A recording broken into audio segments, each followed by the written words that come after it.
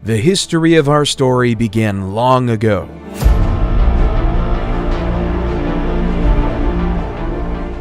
At one point in time, around 3 billion years ago, we were floating around as little tiny atoms in the little Petri dish of the world. Fast forward to around 6 million years ago, and we see the emergence of the first hominids, the family of primates that include humans. 1.9 million years ago, Homo erectus was the first species to leave Africa and colonize other parts of the world. They had larger brains than their primate ancestors. Around 400,000 years ago, the first evidence of the Neanderthals. Their bodies were adapted to the cold environments of Europe and Western Asia. Their distinctive facial features were some of the most human-like ever seen. Then came us, the only surviving species of the Homo genus. But how did Homo sapiens rise into a global dominance through the mechanism of civilization?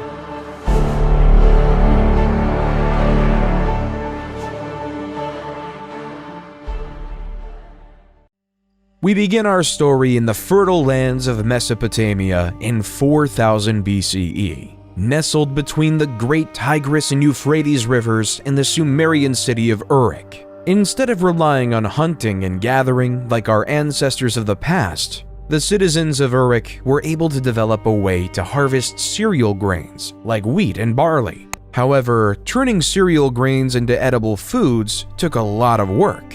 In the beginning, they had to use an invention called a hand mill, which consisted of 2 stones. As the grains were crushed between the 2 stones, the flour was collected in a container and stored for future use. This was the start of something great. This complex, strenuous process was our modern world's first example of agriculture. We no longer depended on hunting animals or picking berries for our food. Rather than using human ingenuity, we can create our own food source. This allowed Uruk to prosper into a place with over 50,000 residents. However, this change did have a change on the human body. The average height of men drastically shrunk from 5'9" to 5'3", and for women they shrunk on average from 5'3" to 5 feet. Instead of being the super athletes we were of the past, we were smaller, less noticeable farmers. People also became landlocked, changing the very essence of what it means to be human. In the early 3000 BCE, according to legend, King Gilgamesh began his rule as a Sumerian king of his region. One of the world's earliest poems, the Epic of Gilgamesh, describes the story of Gilgamesh and his quest for immortality. He meets a wise traveler named Utnapishtim, who tells a story of a great flood sent to destroy the world. Towards the poem's end, Gilgamesh says, "Life which you look for, you will never find. For when gods created man, they let death be his share, and life withheld in their own hands." However, by the end of 3000 BCE, the Akkadians ousted the Sumerians. Sargon the Great took power and conquered all of Sumeria.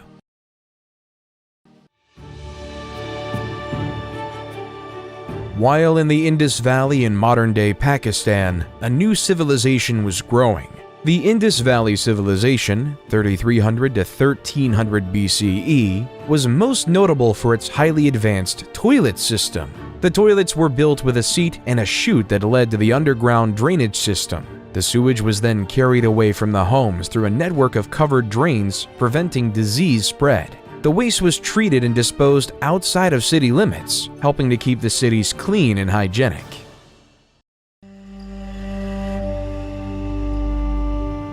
While in Egypt, they were more consumed with building pyramids than basic human plumbing.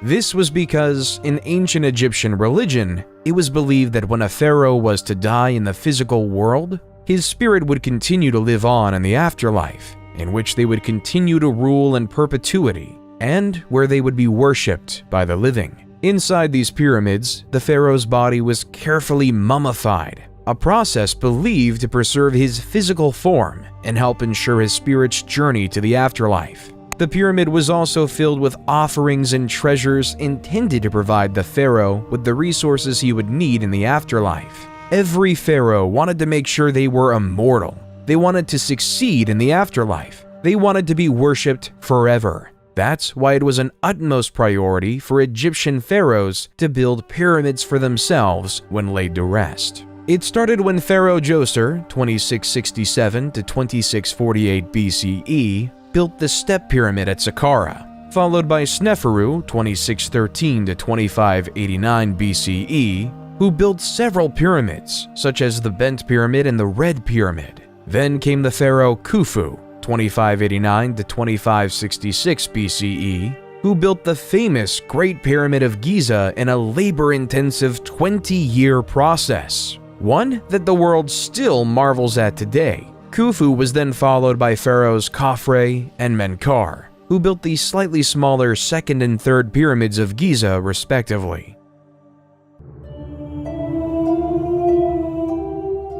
While over in China in the year 2100 BCE, the first Chinese dynasty was upon us. Like the people of Mesopotamia, the Chinese were ever reliant on agriculture, producing rice, wheat, and barley among other crops. However, as legend has it, the Yellow River flooded.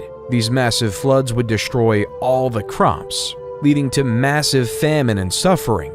However, not all was to be lost because Yu the Great was on his way. Yu was so distraught by this problem that he would spend his days traveling up and down the Yellow River. He found ways to divert the rivers by building levees and dikes so that he could regulate the waterways. Then, after 13 years of hard work, the floods could no longer wreak havoc on the land. The people were overjoyed, and Yu was hailed as a savior. That was the start of the first Chinese dynasty, the Jia dynasty. Though the accuracy of this tale is questioned by historians, it does establish an important precedent. The idea is that power ought to follow one's merit. An individual who deserves absolute power shall have absolute power. This idea would shape the world for years to come and cause the people of ancient China to follow him to create the first ever Chinese dynasty.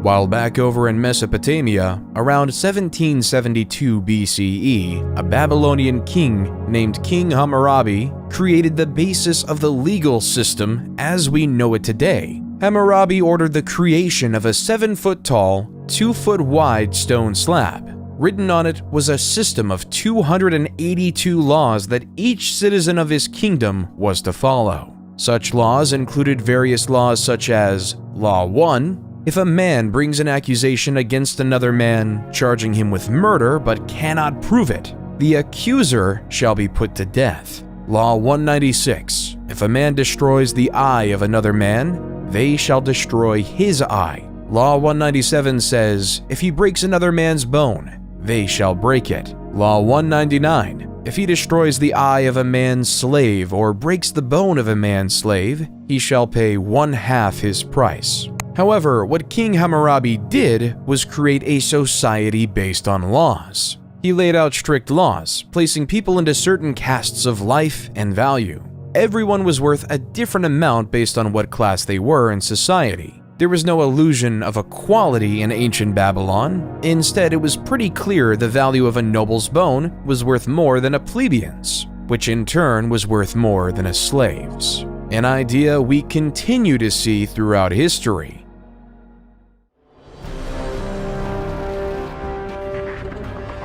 While in modern-day Turkey, a lesser-known civilization came to power.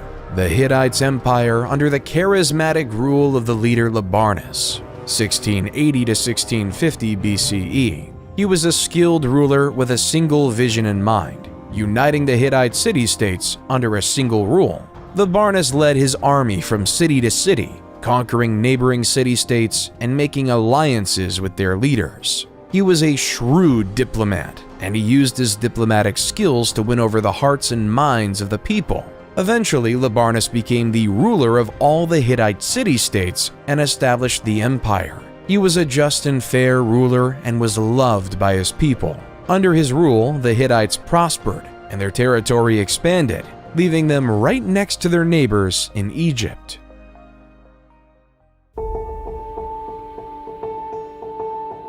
while in modern-day Greece, a collection of city-states emerged on the European continent. Mycenaean Greece, 1600 BCE to 1100 BCE, was dominated by an elite warrior society and consisted of a network of palace-centered states that developed rigid hierarchical, political, social, and economic systems. At the head of this society was the king.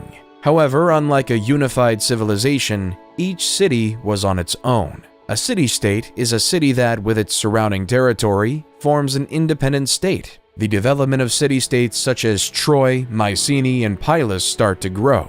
The first remnants of the Greek written language, known as Linear B, also started to emerge. The first record of any Indo-European Greek record we have today.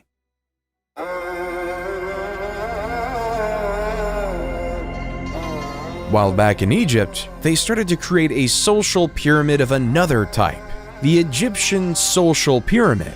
Like the Great Pyramid of Giza, it is more prominent at the bottom and tinier at the top. At the bottom lays the peasants and the slaves. They were responsible for doing all the manual labor. They worked on the lands. They would spend the day in and day out farming, producing food for all of Egypt. Then, when the season to farm was over for the year, they would work on the pharaoh's massive building projects, literally building the pyramids. Slightly above the slaves came the artisans. They were the stonemasons, the plasters, and the sculptors who created the exuberant art the wealthy desired, and for Egypt is most known for today. Then came the merchants, who spent their days navigating the Nile, trading gold, papyrus, and linen to anyone who could afford it. They were well respected and able to make a healthy profit by selling. Then came the scribes. These masters of the world would go to specialized scribe schools just to master the language of ancient Egyptian hieroglyphics. In practical use, these scribes took account of the stores of food, various tax documents, and even the daily lives of the pharaoh. After the scribes came the soldiers. The soldiers were tasked with protecting the Egyptian empire. They dedicated their lives to defend or make preemptive strikes against their enemy. Generally, they were well fed. Then, near the top, came the bureaucrats. These high-ranking government officials did essential tasks at the top of society, like the viziers, who ran the logistical tasks necessary to run a civilization. The priests oversaw taking care of the temples to ensure the gods were well cared for. The nobles oversaw specific regions of the empire and kept order in said regions. At the top, the purpose of everyone below was the pharaoh, the king and the mediator between the gods and the world of men. The pharaohs will be known to be supreme, and all must succumb to it. When the pharaoh dies, he will be buried in a pyramid in which he will help eternally rule over the Egyptian empire. Egyptian society was created to serve the pharaoh. Taxes were taken from the farmers for the pharaoh, and artisans made unique crafts for it. The merchants ensured the pharaoh was well supplied with the needed goods. The scribes would follow the pharaoh and record his thoughts. The soldiers made sure his empire was protected. The bureaucrats did the jobs the pharaoh couldn't do, while the pharaoh sat at the top and communicated with the gods. Pharaoh Ramses II, 1279 to 1213 BCE, accomplished many extraordinary things by living in this social system. He orchestrated the construction of the Temple of Abu Simbel, the Ramesseum, and the Temple of Karnak. He was also able to grow the Egyptian empire and reconquer lands lost by other pharaohs, except for the land claimed by the Hittite Empire.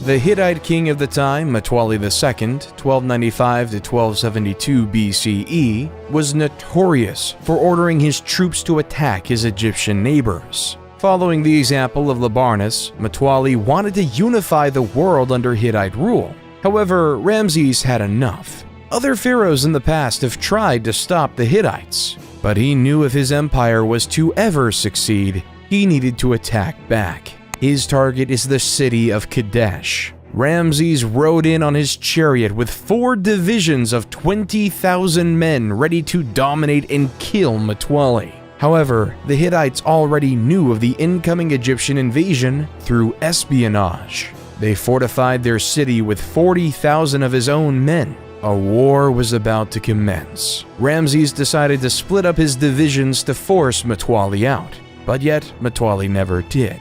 A gruesome mistake. Splitting up his forces left him exposed, unable to get an advantage, allowing Mutawalli and the people of Kadesh a chance for victory. Historians believe that all they did was come out from the fortification of Kadesh and trap Ramses II's forces in his army by the river. But yet, for some unknown reason, they never did, leaving the Battle of Kadesh to end in a draw. After the battle, though, both sides decided it would be best to stop attacking each other, that they should live in peace and unity in this world. Then, after the death of Mutawalli, the new king Hattusili III took the throne of the Hittite Empire. Through the means of messengers in the year 1258 BCE, both Ramses and Hattusili signed the first peace treaty to ever exist. Reading in part, Ramses the great king, the king of the country of Egypt, shall never attack the country of Hatti to take possession of a part of this country. And Hattusili, the great king of the country of Hatti, shall never attack the country of Egypt to take possession of a part of that country. Then, a period of friendship occurred between these two once warring nations. The Hittites were skilled in metalwork and taught the Egyptians to make superior weapons and tools. At the same time, the Egyptians, master of agriculture, shared their knowledge with the Hittites. Trade for the benefit of both civilizations. Both civilizations prospered because of this. Peace can lead to prosperity. The agreement was kept in place until around 1200 BCE because that's when the Hittite Empire fell, because of the constant attacks they faced from the Sea People, leaving the Hittite Empire to be lost in the state of history.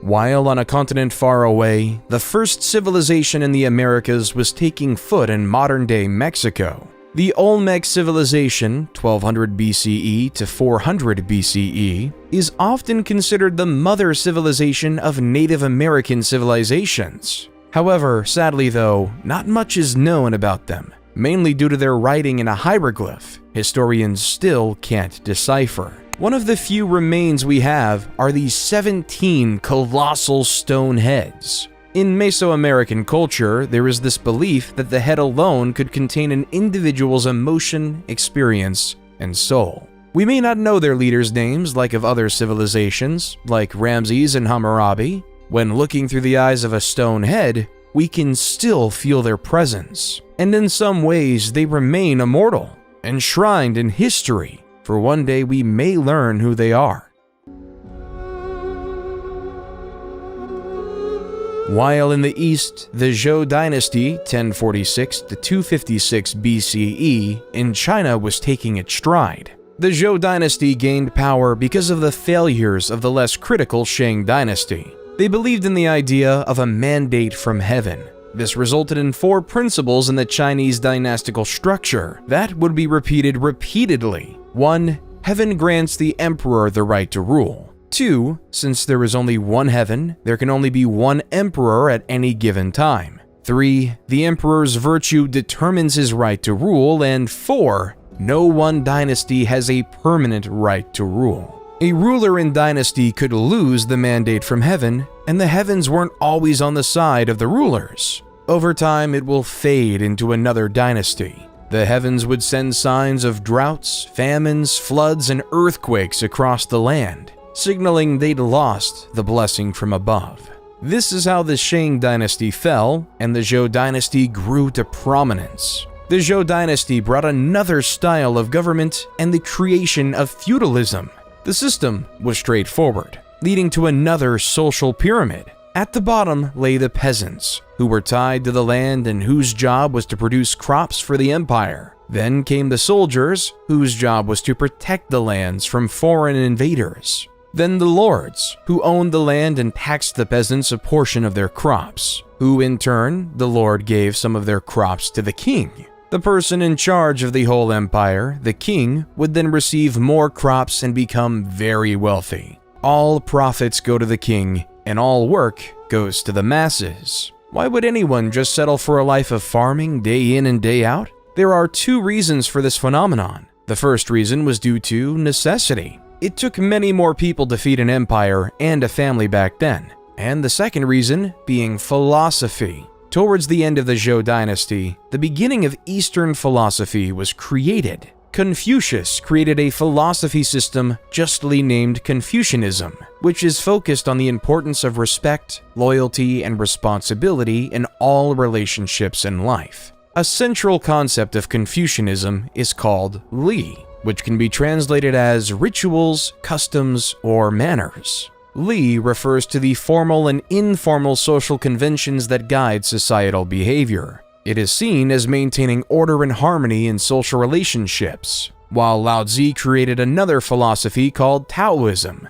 The word Tao means the way or the path, and Taoism teaches that individuals should seek to align themselves with the natural flow of the universe, rather than fighting against it. Live your life as peacefully with yourself as possible. And don't worry about external things outside your control. Just focus on your farming. One of the most famous contemporaries from Taoism is the idea of yin and yang, representing complementary and interdependent forces in nature, such as light and dark, hot and cold, or masculine and feminine. Taoism teaches that by balancing these opposing forces, individuals can achieve harmony and fulfillment. Confucianism and Taoism made life bearable for ancient Chinese farmers.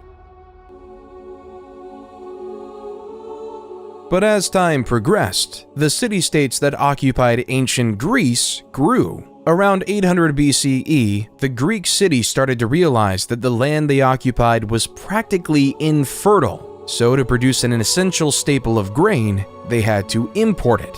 Hence why the Greek states had to colonize the world around them. The city-state Miletus, at its height, had over 90 colonies throughout Europe, producing food for the Greeks. At its height, the Greek had set up colonies from modern-day Marseille in France to Rostov-on-Don in Russia. One of these new emerging city-states was Rome. As legend has it, Romulus and Remus were twin brothers abandoned by their parents and placed into the river Tibet. As the basket floated across the river, a female wolf discovered the two orphans and nursed them back to health. When Romulus and Remus became adults, they decided to find a city where the wolf rescued them.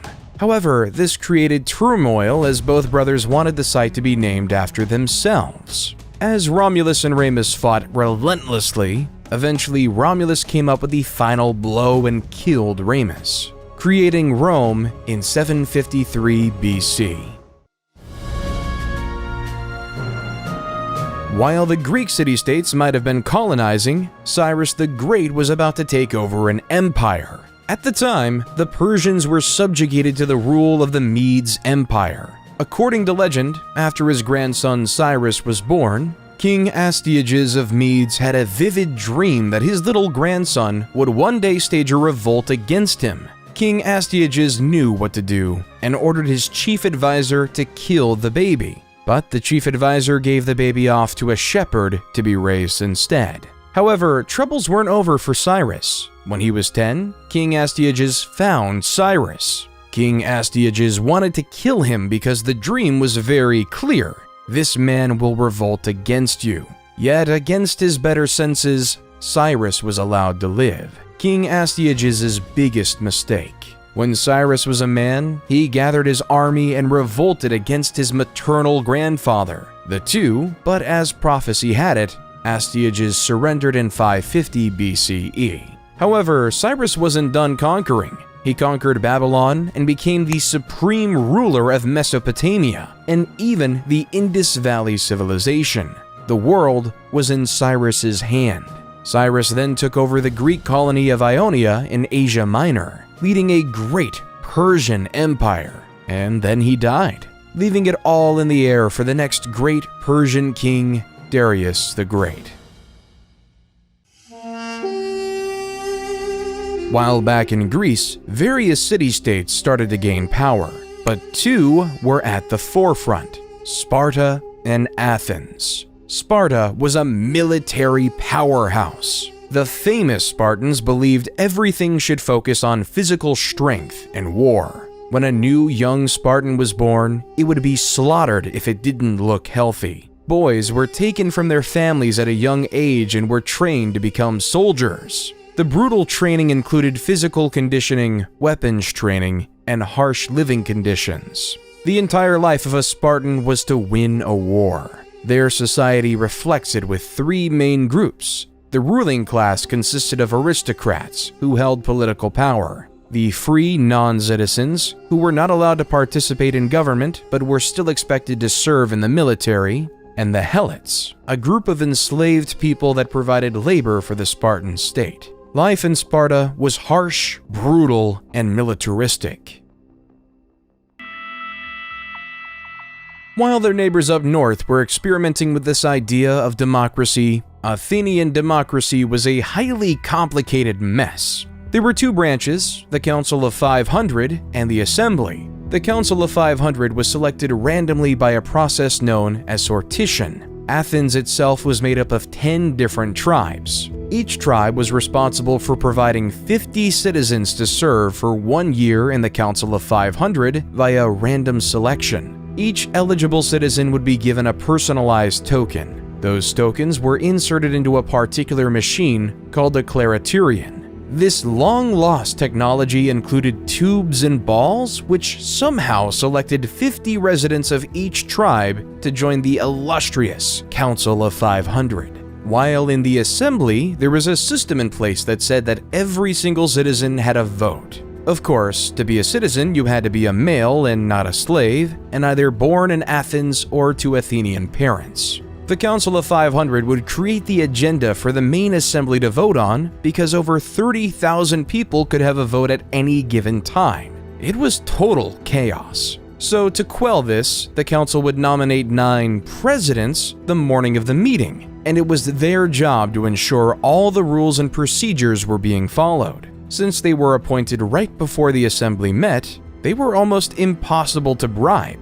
Somehow, the assembly would loudly vote on whether a bill would pass. They would vote on matters like appointing generals, various laws, and other government bureaucracy. However, not everyone liked this Athenian democracy. The famous Greek philosopher Plato thought the idea was barbaric. In Book 6 of his seminal book, The Republic, Plato writes, "The true navigator must study the seasons of the year, the sky, the stars, the winds, and all the other subjects appropriate to his profession if he is really fit to control the ship.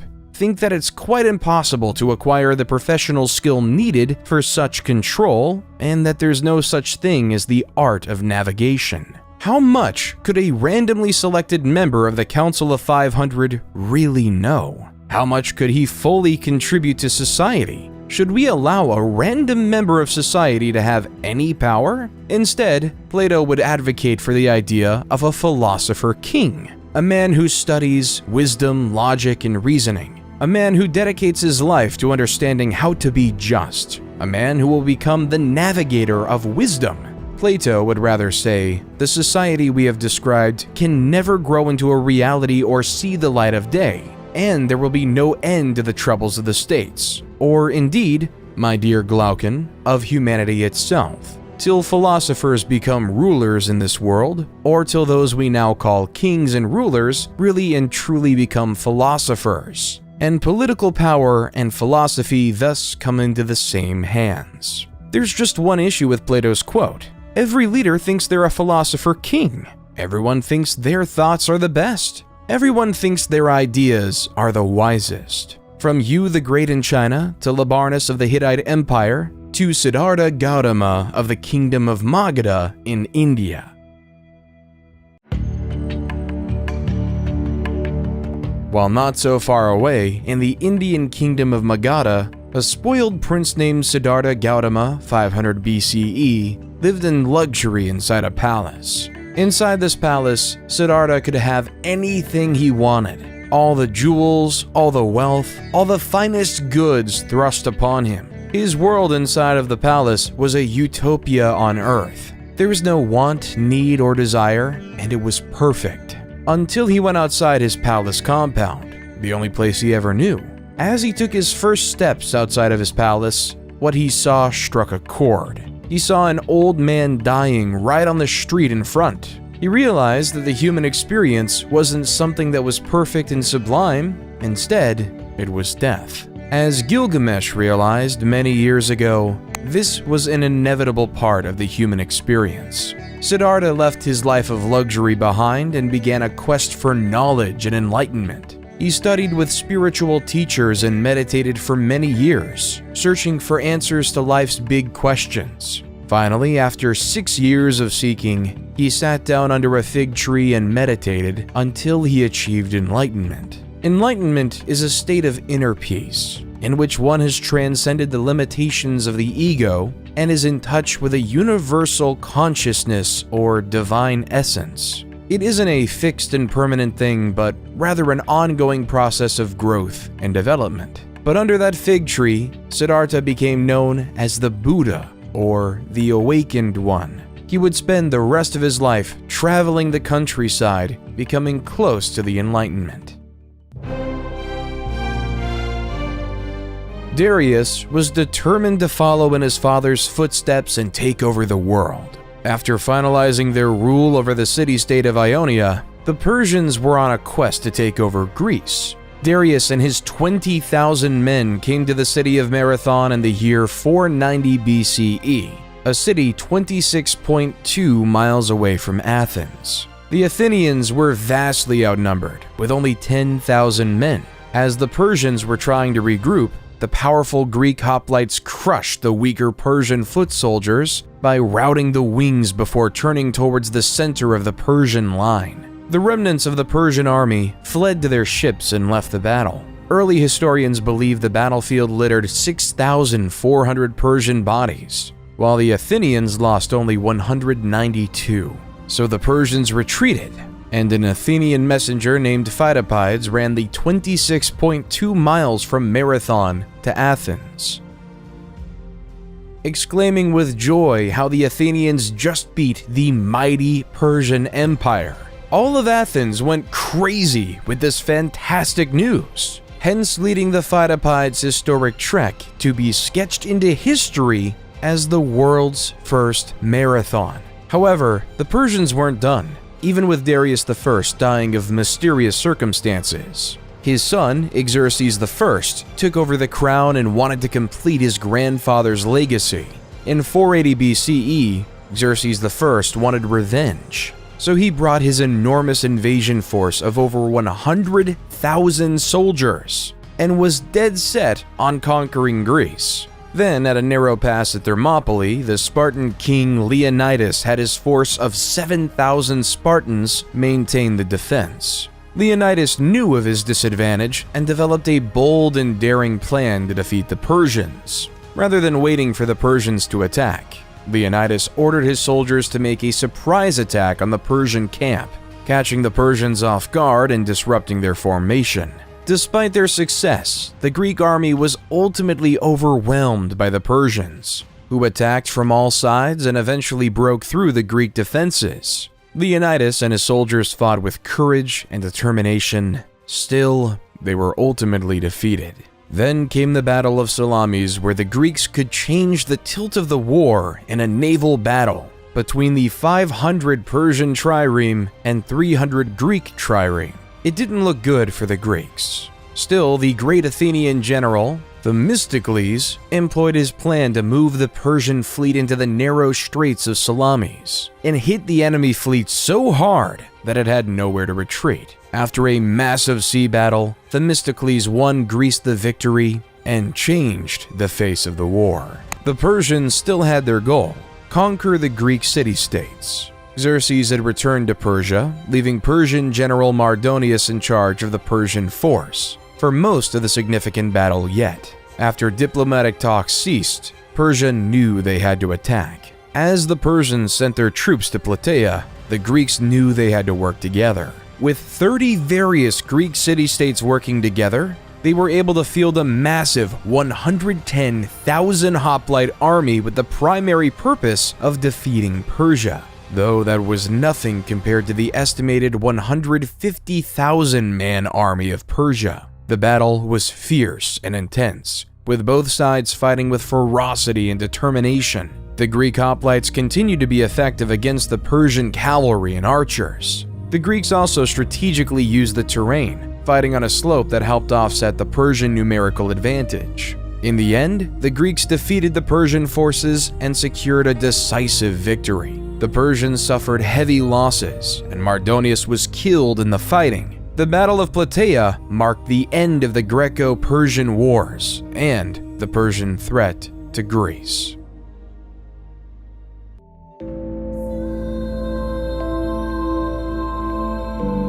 After the Persian War, life in ancient Greece was spectacular. A golden age of culture was upon us. With no longer having to face the threat of war, Athens was able to create architectural wonders, such as the Parthenon. The Parthenon sits upon the Athenian Acropolis, a prominent hill overlooking the city of Athens, to show its wealth and culture. No matter where you'll go in Athens, you can still see the Great Parthenon even today. Then came the theater. Around this time, the state would sponsor the most significant poets to create stories in the Athenian festival, called the City Dionysia, a festival designed to worship the Greek god of theater and fertility, Dionysus, creating playwrights such as Sophocles, Aeschylus, and Aristophanes.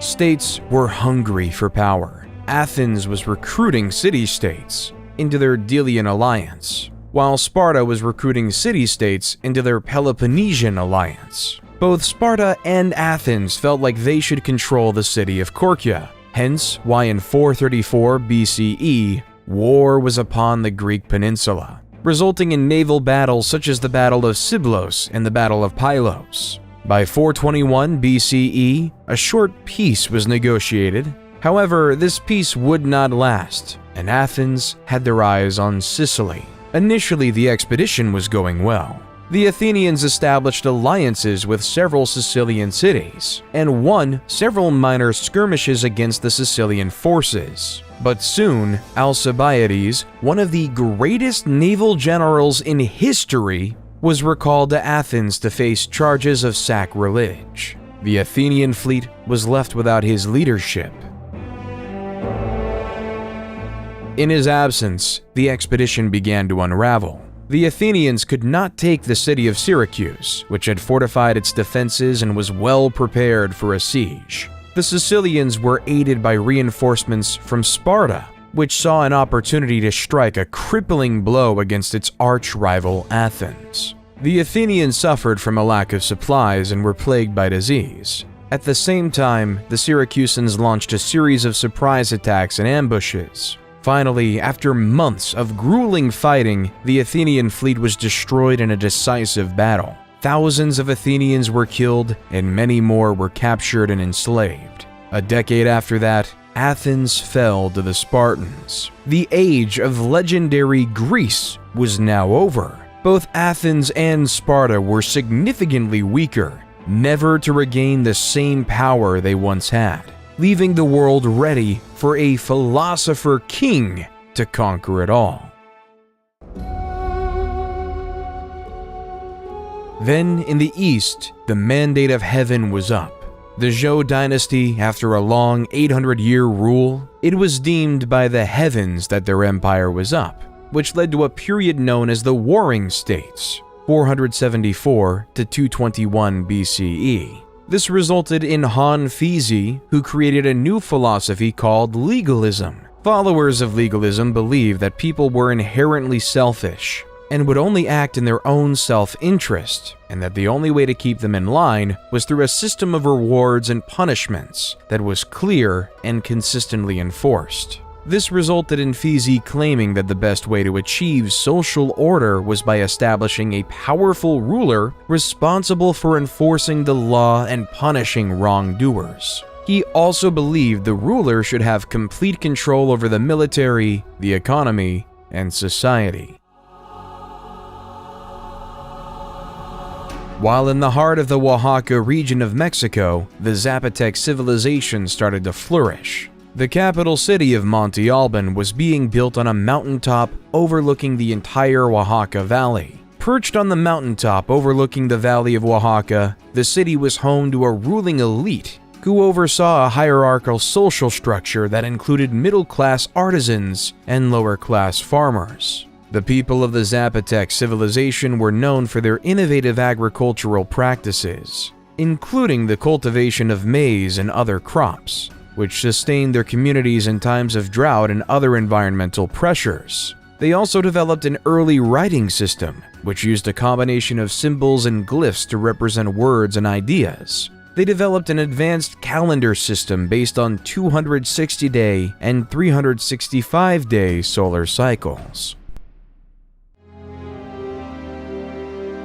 In Greece, during the year 356 BCE, in the city of Pella in the Kingdom of Macedon, the greatest commander in history was born. Alexander the Great grew up knowing he would be a leader, and was the son of King Philip II and Queen Olympia. But the teacher was much more impressive. Since he was a kid, Alexander was tutored by Aristotle. Aristotle is the man who is known as the father of logic. He created the fields of biology and taxonomy by introducing a way to think called the scientific method, a method that is still taught in schools to this day. He also wrote extensively about philosophy, ethics, and art, changing the face of the world as we know it today. This is the man who was in charge of teaching Alexander the Great. Alexander was 20 when his father was assassinated, but his excellent education allowed him to take over the rest of the world. After his father died in 336 BCE, Alexander was hell-bent on keeping his family's power. So when the Greek city of Thebes decided to revolt, Alexander and his army marched 240 miles in 14 days. When Thebes refused to surrender, he razed the entire city to the ground, and 6,000 were killed, and the rest were sold into slavery. The rest of the Greek city-states recoiled in fear, allowing Alexander to do as he pleased, leaving for his new target to be Persia and the new Persian king, Darius III. In 333 BC, Alexander faced the Persian army at the Battle of Issus. This significant engagement saw the Persian king Darius III defeated and forced to flee. Alexander then captured several key cities, including the vital port of Tyre, which had resisted his initial siege. In 331 BC, Alexander faced Darius III again at the Battle of Gaugamela, near the Tigris River in modern-day Iraq. Despite being outnumbered, Alexander won a decisive victory using superior tactics and mobility. The Persian army was shattered, and Darius III fled once again. Alexander then proceeded to capture the Persian capital of Babylon and took control of much of Mesopotamia. He continued his campaign eastward, winning battles in what is now modern-day Iran and Afghanistan. In 330 BC, he captured the Persian capital of Persepolis, a city of great wealth and cultural significance. But Alexander wasn't done. He wanted to expand eastward, eventually crossing the Hindu Kush Mountains into India. However, his troops grew tired of the endless fighting and refused to go any further, and Alexander was forced to turn back. However, after Alexander failed in the Indian subcontinent, a powerhouse emerged in India called the Mauryan Empire. At its height, it spanned over much of India, Pakistan, Bangladesh, and Afghanistan. However, this conquering came at much of a cost for its leader Ashoka the Great. In 261 BC, after the death of his parents, Ashoka decided that his empire needed to expand. In his sights, the kingdom of Kalinga. The war was bloody, the war was fierce. Over 100,000 people died. Ashoka couldn't sleep with himself. He didn't know how to deal with his actions that resulted in so much death. So he turned to the teaching of the Buddha. Under Ashoka's rule, the Mauryan Empire became known for supporting Buddhist teachings and promoting nonviolence. Ashoka issued a series of edicts inscribed on rocks and pillars throughout the empire, that promoted principles such as kindness, respect for all religions, and the abolition of slavery. Certain traits were not shared in the West by Alexander.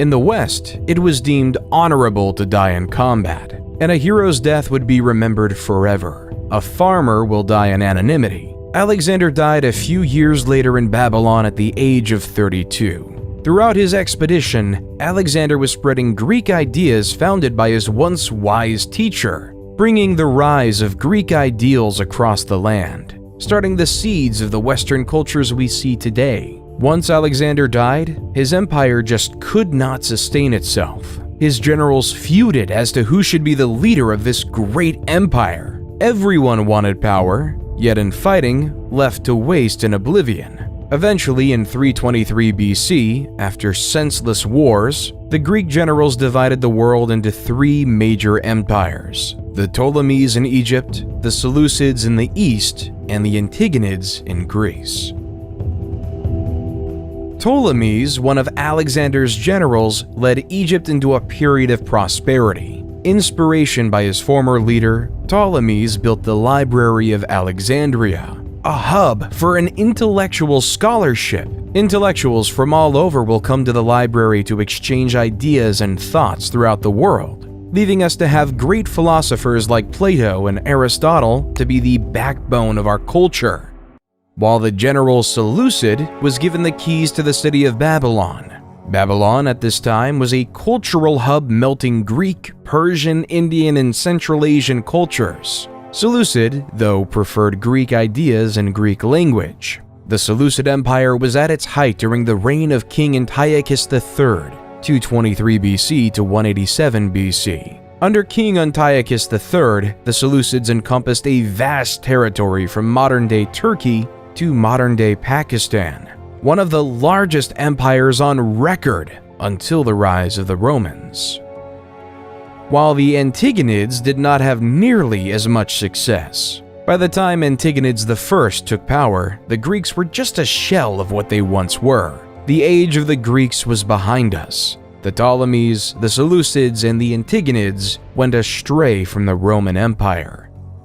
However, for Rome to rise, it had to face a powerful foe, Carthage. Both Rome and Carthage had a desire for the same city-state, Messina, on the island of Sicily. This would give either civilization a foothold to grab power in the Mediterranean.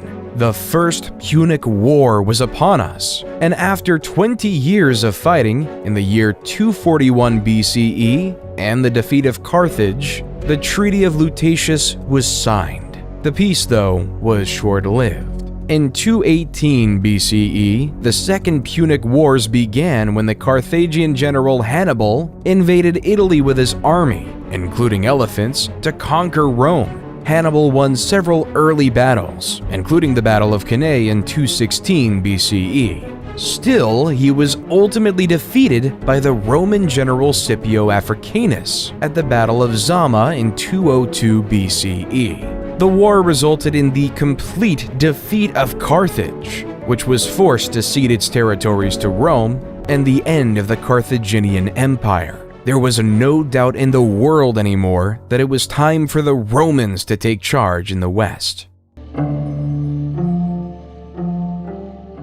While in the East, after the end of the Warring States period, Qin Shi Huang and the Qin dynasty were an absolute power. 221 BCE to 206 BCE, Qin was determined to turn diverse China into a unified Chinese empire. He divided the lands into 36 command areas supervised by a governor, military commander, and imperial inspector. It was expected that you followed the will of Qin, or else you would face harsh penalties. The basic ideas of legalism in action, strong government, harsh laws, and inheriting knowing that humans were necessarily selfish. However, their mandate from heaven ran quite quickly. After Qin Shi Huang's death, China was in turmoil with another dynasty on foot.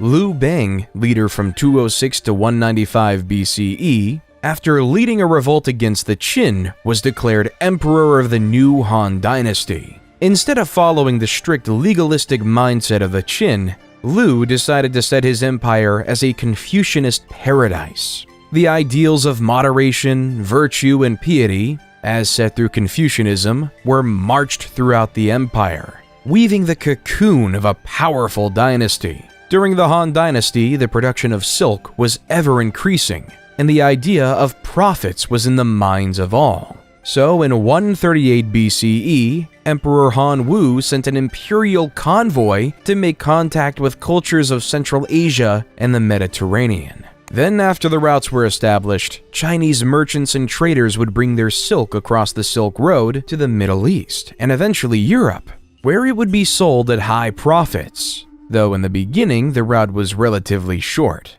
Because in 97 BC, Ambassador Kan Ying was sent to Rome with gifts of silk for their empire. However, Kan only got as far as Mesopotamia because he was told by the Parthians, the dominant empire in Iran at the time, that the journey would take years. Little did Kan know that he was misinformed, that the journey would have been relatively shorter, but the Parthians wanted to keep their spot as the middlemen. They did not want China and Rome to have contact with one another, creating a system of three empires smushed right up against each other: Rome in the west, Parthians in the center, and China in the east. Then in 86 BCE, Greece, already being weakened by the conquest of Alexander the Great, was now the target of the Roman Empire. General Lucius Cornelius Sulla led an army of legions to the forefront of Athens. He besieged Athens for several months, brutally torturing the citizens within. Eventually, when Athens fell, he ordered his soldiers to loot and pillage the city, destroying many important cultural treasures. This takeover cemented Rome as a superpower. Athens no longer had the power, but rather it was in Rome. While in 63 BCE, General Pompey was tasked with capturing Jerusalem and the region of Galilee, the Romans quickly captured the cities, forcing Galilee to be placed under Roman rule, including a small village called Nazareth. The Romans' desire to expand didn't end in Galilee, though. In 58 BCE, Julius Caesar was appointed governor of the Roman Province of Sicilian Gaul, northern Italy, with the express assignment of conquering the rest of the Gauls. At the time, the Gauls were a group of Celtic peoples who lived in that area that is now France, Belgium, and parts of Switzerland, Germany, and Italy. However, it was Caesar's job to take over these Celtic tribes, while the Gauls, who were insistent on their independence, all had to work together under the leadership of Vercingetorix in a last-ditch attempt to stop the Romans. As Caesar brought his troops to Alesia in 52 BC, war was upon us. Alesia was surrounded by a double wall and a ditch, with additional fortifications on the town's hills. Vercingetorix had gathered a large force of Gallic warriors inside the town. In contrast, Caesar had assembled a sizable Roman army outside the walls.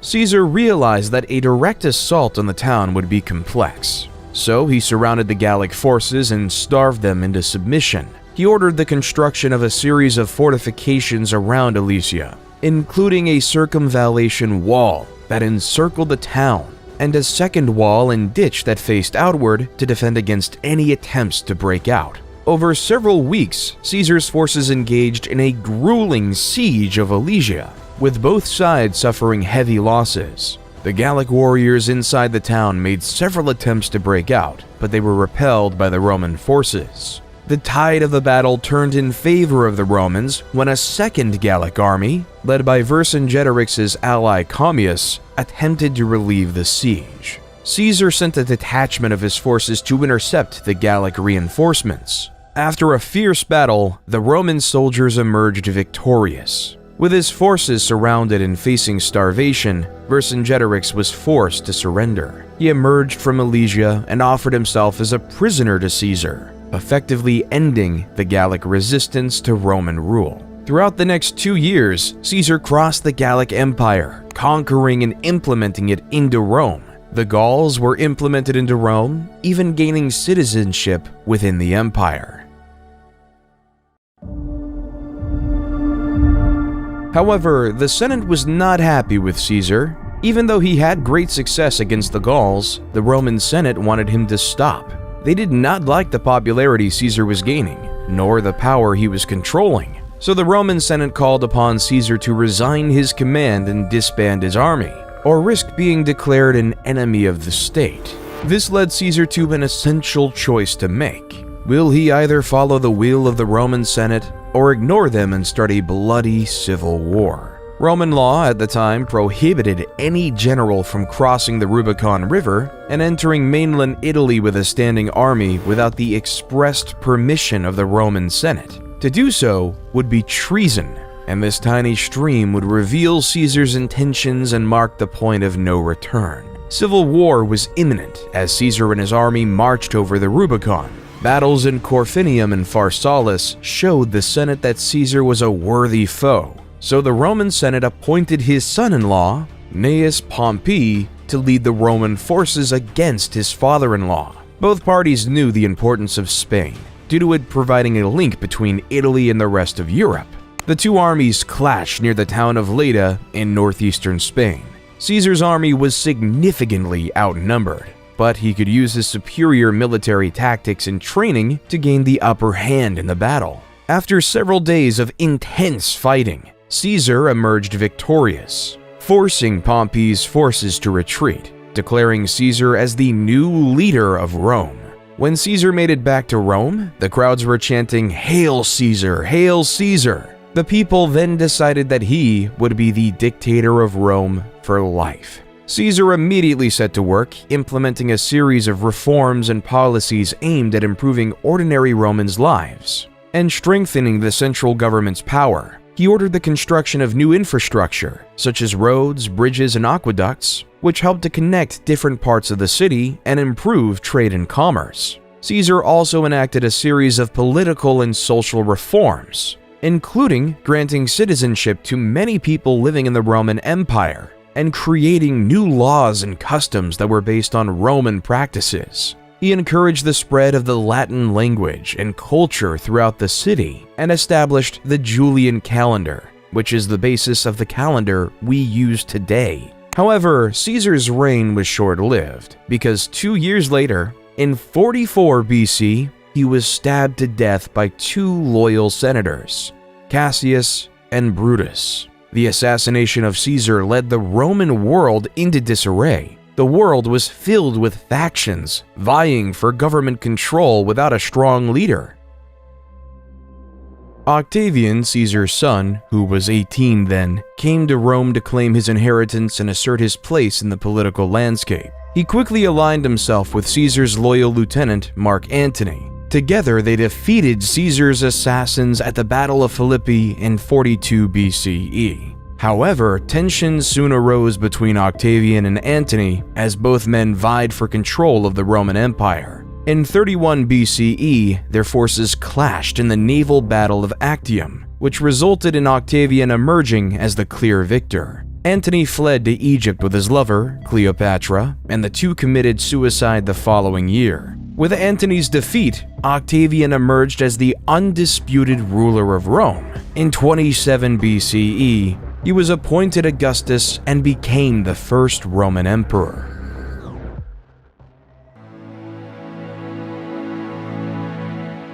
During Augustus's reign, a man who would change the world was born in the Roman-occupied city of Bethlehem, Jesus Christ. The Gospel of Luke says, "In those days a decree went out from Caesar Augustus that all the world should be registered. This was the first registration when Quirinius was governor of Syria, and all went to be registered, each to his own town." Luke 2:1-3. This census was an essential factor in Roman society because it established the population counts in these various communities, making it possible to tax these various citizens. So the highly pregnant Mary and her betrothed husband Joseph had to travel 90 miles on foot from Nazareth to Bethlehem to complete this legally required Roman census. When they arrived in Bethlehem, many other descendants of the King of David, or members of the Jewish faith, were also going to Bethlehem for the census. They found out that there was no room for them in the inn, so they were forced to take shelter in a stable where Mary gave birth to Jesus. Jesus was later named King of the Jews. After Jesus' birthday and the completion of the census, Mary and Joseph returned to Nazareth with their extraordinary son. As the years of Jesus went on, stories about him grew. More and more followers began to worship Jesus as their Messiah. They claim that he can catch an endless amount of fish. They claim that he can cure the blind, and they claim that he was the Son of God. So these followers, specifically his disciples, started to write down his entire life journey. 4 of his closest disciples, Matthew, Mark, Luke, and John, wrote down the main chunks of the book in these parts called Gospels. Each of these Gospels covered almost all of the same events, the narrative life of Jesus Christ. This narrative testimony of a child born in a stable changed the world forever.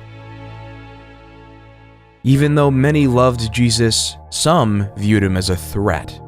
Emperor Tiberius succeeded Augustus and reigned from 14 AD to 37 AD. Tiberius was notorious for his delators, a network of informants rewarded for spying and reporting on suspected traitors and criminals. Criminals reported on by the delators had to face a treason trial, often resulting in executions or forced suicides. His prefect of Judea at the time, Pontius Pilate, was no stranger to the harsh punishment of traitors. As Jesus was influencing more and more people, he became more of a political threat. So, following the guidelines of Emperor Tiberius, Pilate was given no practical political choice other than to execute Jesus on the cross. Roman law was evident then. One must follow the emperor's will or else they will perish. As Jesus was crucified on the cross, a new religion was born: Christianity. In the beginning, Christianity was just a small sect of Judaism. Nevertheless, its growth would be unparalleled. Paul of Taurus would take the word of his chosen Lord across the known world. From Greece to Turkey to Syria, the word of Jesus Christ spread. His missionary tales are now documented in the New Testament as the Book of Acts. The more Paul went to different places, the more followers he gained. On the same token, it created more enemies. The divide between monotheism and polytheism was on the rise. It was beginning to get a lot tougher for Romans to accept a religious population that didn't believe in gods like Mars and Jupiter. So when the Great Fire of Rome occurred in July of 64 AD, Emperor Nero quickly blamed it on the Christians. The Great Fire was an event that destroyed 2/3 of the city of Rome. So, in order to pay for these massive repairs, Nero instituted heavy tributes across the empire. To meet at least a proportion of the costs, Nero also started to print more Roman currency, creating an inflationary effect for the first time in the empire's history. However, the individuals who lived under Roman rule, which wasn't in Rome proper, were upset by this new policy. So, in the holy city of Jerusalem in 66 AD, a revolt was on. At first, the first Jewish revolt succeeded, and the Jewish forces quickly expelled the unprepared Roman army. Then, the rebels gained some traction in the neighboring villages in Galilee. In response, the Roman Emperor Nero sent the general Vespasian to meet the Jewish forces, an endeavor that pushed most rebels into Jerusalem proper by the time Vespasian was proclaimed emperor in 69 CE. Then, around Passover in 70 AD, Vespasian and his forces sieged the city, depleting it of food and water within the walls of Jerusalem.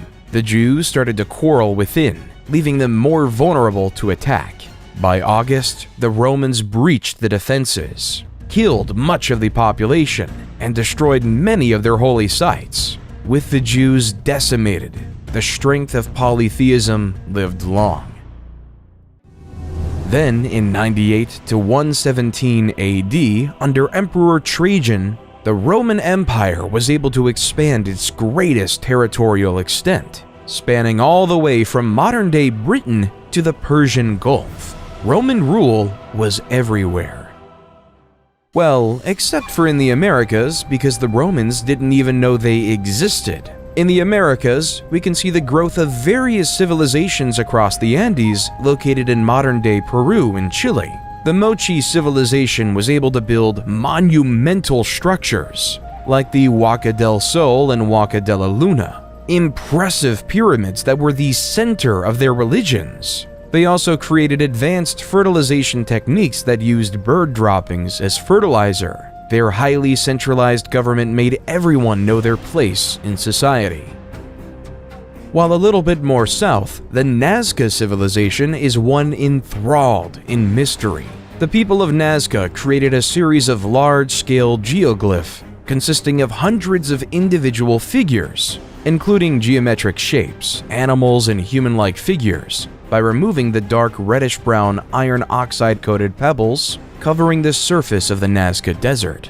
These lines are now called Nazca lines, the purpose of which is still unknown to this day and subject to conspiracy theory today. Around 100 AD, the Zapotecs started establishing Monte Alban, their capital. It was one of the first examples of urban planning in the Americas. The city was laid out in a grid pattern, with main roads and smaller side streets leading to plazas and public buildings. The city was also divided into different districts, each with specialized functions, such as residential, administrative, and religious, leaving it to be in use for 1,000 years after that.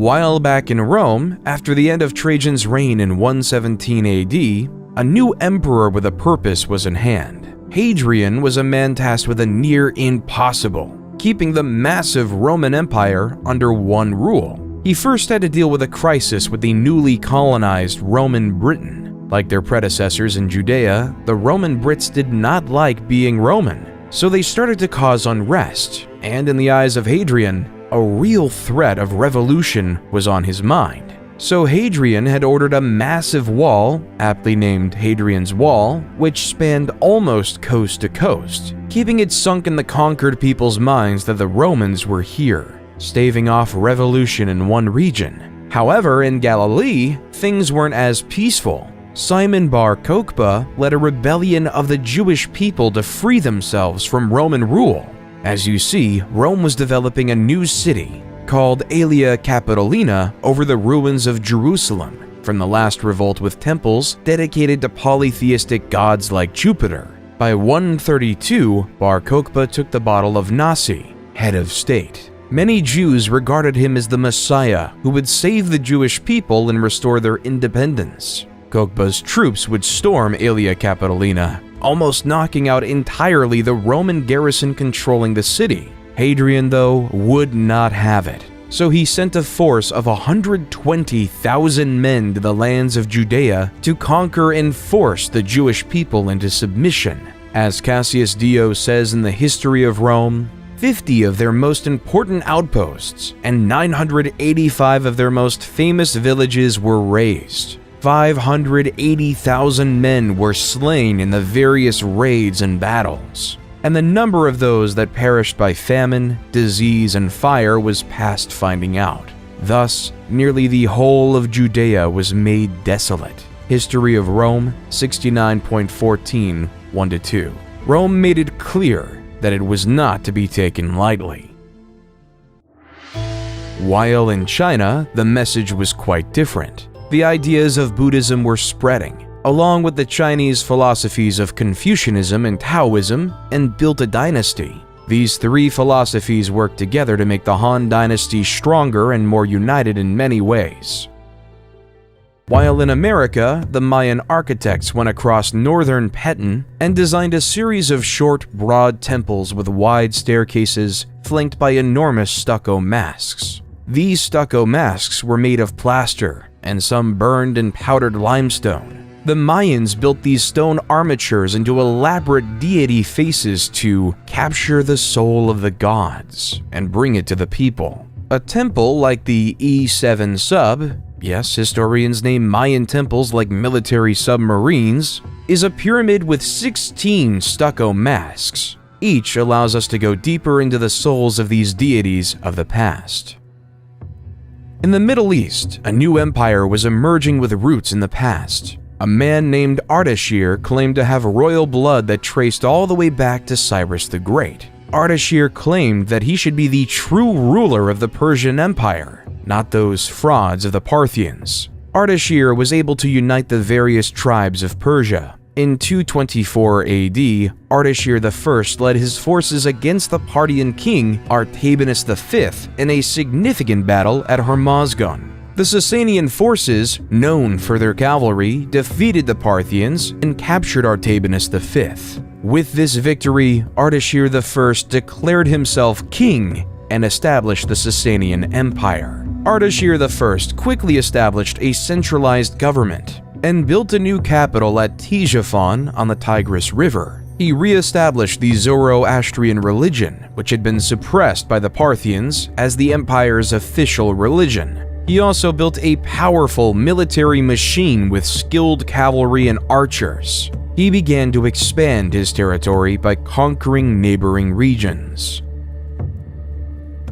As the Parthians were on their way out, so were the Han. The Han dynasty's downfall was marked by political instability, economic problems, external threats, internal rebellions, and power struggles. The weakening of central authority allowed regional warlords to seize power, and the government's attempts to address economic issues were unsuccessful. External threats and rebellions weakened the dynasty even further. A warlord named Cao Pi declared himself emperor and established the Wei dynasty, officially ending the Han dynasty.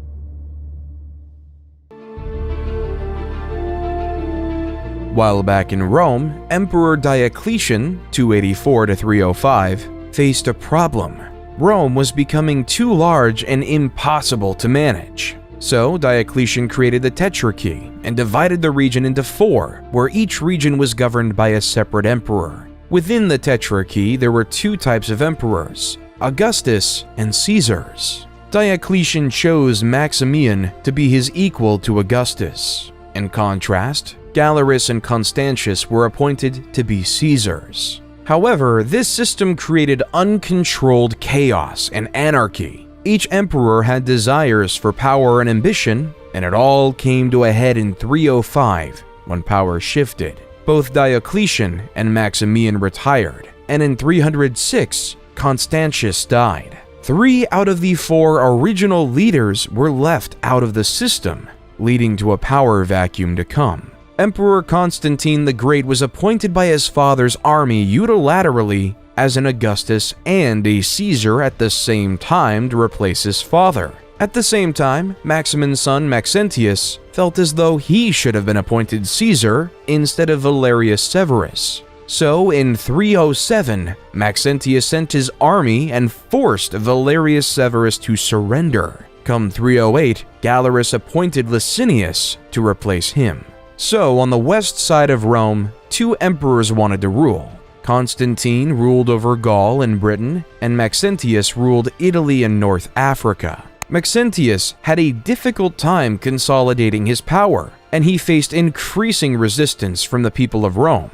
To try and secure his hold on power, Maxentius ordered the construction of a new bridge across the Tiber River near Rome, known as the Milvian Bridge. Constantine saw Maxentius as a threat to his power, so he decided to march on Rome to confront him. As the 2 armies approached each other near the Milvian Bridge, Constantine had a vision of a cross in the sky, with the words, "In this sign, conquer." Some accounts suggest that this vision may have been a dream or a hallucination, while others suggest that it may have been a sign from God.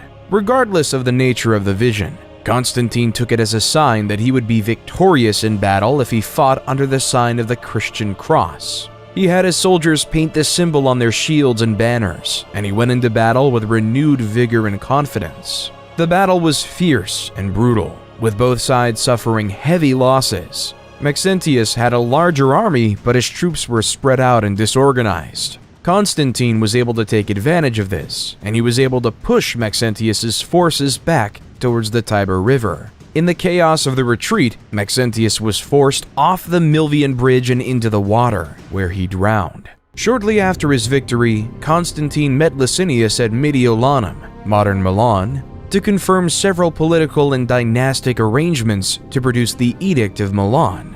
This edict gave power for Eastern Rome to Licinius and Constantine sole power of the West. More importantly though, this document extended religious tolerance for Christians and restored any properties confiscated from them during the persecution. However, the peaceful coexistence of both rulers was short-lived. Though the edict allowed for the safety of Christians, Licinius was still very much a paganist. Their differences started to grow. All came near the city of Chrysopolis in 324 AD, where both armies went and fought. Constantine's military might was on display. He was able to force the Eastern Roman army towards the sea, leaving many to be killed or captured.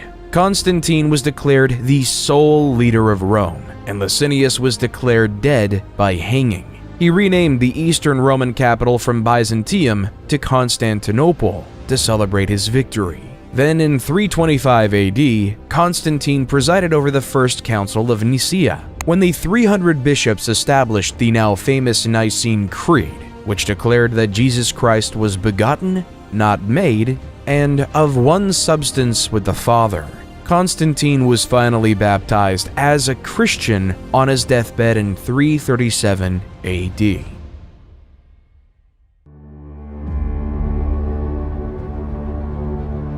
Come 370 AD, a new player was on the scenes. The Huns were a barbaric nomadic civilization who were masters of warfare. According to legends, they were taught horsemanship as early as the age of 3.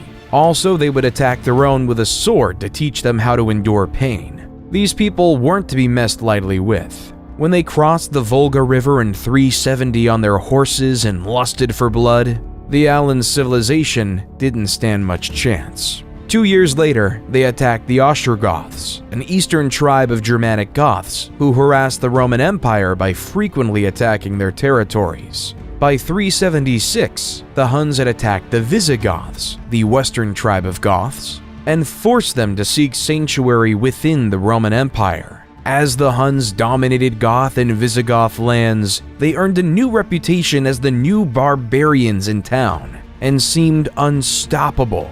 By 395 AD, they began invading Roman domains, and some Roman Christians believed they were devils who arrived straight from hell. The reason they started invading Rome was because of the death of Theodosius the Great. His shining achievement as emperor was keeping the Goths and the Huns at bay. But on death, he decided to follow the ideas of Diocletian and split the empire up again, splitting up control between his two sons, Arcadius in the east and Honorius in the west, making Theodosius the last leader of a united Rome. With Honorius in charge, the incapable general made Western Rome an easy target to be bullied. The Visigoths, looking for a new place to live, had their eyes set on Rome. So throughout the early 410s, the Visigoths ransacked various Roman cities. Then, on August 24th, 410, the Visigoths sacked Rome, taking control of this historic city. It was the first time in nearly 800 years that a foreign army occupied the city of Rome. However, the Visigoths couldn't maintain control of Rome. Instead, they continued to ransack Roman territories until they established their kingdom in 418 in modern-day Spain. While the prospects of existence weren't so much better in Eastern Rome, the notorious Attila the Hun was gaining power, and his brutal tactics called him the Scourge of God. After a failed peace attempt in 441, Attila and his army stormed through the Balkans and the Danubian frontier. Another peace treaty was forged in 442, but Attila attacked again in 443, killing, ransacking, and pillaging his way to the well-fortified city of Constantinople. However, due to Constantinople's high walls, Attila couldn't conquer it. Instead, Attila was able to muster another peace agreement. He would leave Constantinople alone in exchange for an annual tribute of 2,100 pounds of gold, a staggering sum. Then in 451, the Huns invaded the Gauls, allowing the once enemies of the Visigoths and the Romans to wise up and work together to fight the Huns. According to legend, the night before the imminent battle, Attila consulted sacrificed bones and saw that thousands of his army would fall in the fight. The next day, his premonition came true. In the Battle of the Catalonian Plains, after hours of ferocious fighting, tens of thousands of soldiers lay dead, giving Attila his first and only military defeat in history. However, even after the loss, Attila and his army marched on and returned to Italy, continuously ravaging the cities. In 452, with Rome in sight, he met Pope Leo I, who acted as an emissary between Attila and Rome. There's no record of what they discussed. Still, according to legend, the apparitions of St. Paul and St. Peter appeared to Attila. They threatened to kill him if he didn't negotiate with Pope Leo I. Attila decided to pull out of Italy and return to the Great Hungarian Plain, whether because of his fear of the Pope and his saintly allies, or because of his troops were stretched too thin and weakened by malaria. However, the struggle for Western Rome wasn't over. In 476 AD, the young Emperor Romulus Augustus had trouble keeping power for himself, as many Romans felt he was illegitimate. So the Eastern Roman Empire sent the Germanic general Odoacer and his mercenaries to suppress a revolt by the Roman army in the region. However, instead of supporting the Eastern Roman Empire, Odoacer saw an opportunity to seize power for himself. He turned against the Roman government and deposed the last Western Roman emperor, Romulus Augustus, effectively marking the end of the Western Roman Empire. As the steps of his victory, Odoacer was declared the King of Italy. However, Odoacer's victory was short-lived, because in 493, Theodoric the Great of the Ostrogoths, with the support of Eastern Roman Emperor Zeno, came in and created the Ostrogothic Kingdom of Italy, sending Odoacer to meet his fate. While Europe was in the crux of a dark age, India, under the Gupta Empire, was in a mathematical golden age. Great mathematicians like Brahmagupta started using zero as a placeholder and as various solutions for mathematical equations. The astronomer Aryabhata was able to calculate the circumference of the Earth. He proved the world was round long before it was globally accepted. Aryabhata was also able to develop methods for calculating pi and square roots. However, his crowning achievement was creating the concept of an asymptote, which is a line that approaches the curve but never touches it. The Franks under Clovis I had been engaged with the Alemanni, another Germanic tribe, and tensions between the two groups were running high. In 496 AD, in the Battle of Tolbiac, Clovis I led his forces into battle against the Alemanni, with both sides eager to gain the upper hand in the ongoing struggle for power and territory. As the Alemanni began to push the Franks to defeat, in a moment of desperation, Clovis called out to the Christian god for assistance, promising to convert to Christianity if he emerged victorious. According to legend, a sudden thunderstorm appeared, and the Franks could regroup and launch a successful counterattack against the Alemanni. The battle ended in a decisive victory for the Franks, and Clovis kept his promise and converted to Christianity, officially cementing Christianity to the forefront and birthing the Frankish kingdom. While the Western Roman Empire might have fallen, in the East, the Roman Empire was changing. Many historians argue that the Eastern Roman Empire, based out of Constantinople, should be considered a part of Rome. However, it is undeniable that under Justinian I would lead the eastern half into its next chapter in life, the Byzantine Empire. Whether it's a continuation of the Roman Empire before is a debate for another Under the leadership of Justinian I, like many Roman emperors before him, he would expand the Byzantine Empire to reach places such as Italy, North Africa, and even Spain. He also commissioned a team of legal scholars to codify all the laws of the Roman Empire, known as the Corpus Juris Civilis, which became the basis of the European laws we know today. He also commissioned the world-renowned Hagia Sophia in Constantinople, where this beautiful cathedral, adorned with intricate mosaics and marble decorations, became the head of the Eastern Orthodox Church.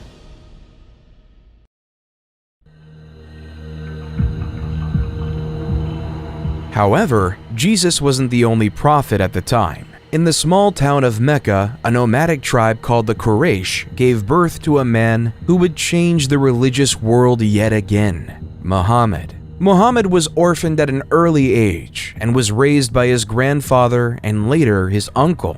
As he grew up, he worked as a merchant, which earned him the nickname Al-Amin, meaning the trustworthy. On one of his pilgrimages in 610, Muhammad meditated in a cave on Mount Jabal Nur. The angel Gabriel appeared and relayed the word of God. Recite in the name of your Lord who creates a man from a clot. Recite, for your Lord is most generous, became the opening verses of Surah, chapter 96 of the Quran. At first, Muhammad was reluctant, not knowing how to disclose this information. However, soon enough, Muhammad began to gather a small following, which was mocked by the pagans of Mecca. However, when Muhammad denounced idol worship, the leader of Mecca knew that he was through. So through the resistance from Mecca, Muhammad and his followers were eventually forced to emigrate to Medina, a city 260 miles away. There, Muhammad was instrumental in ending various civil wars, creating a prosperous Muslim community.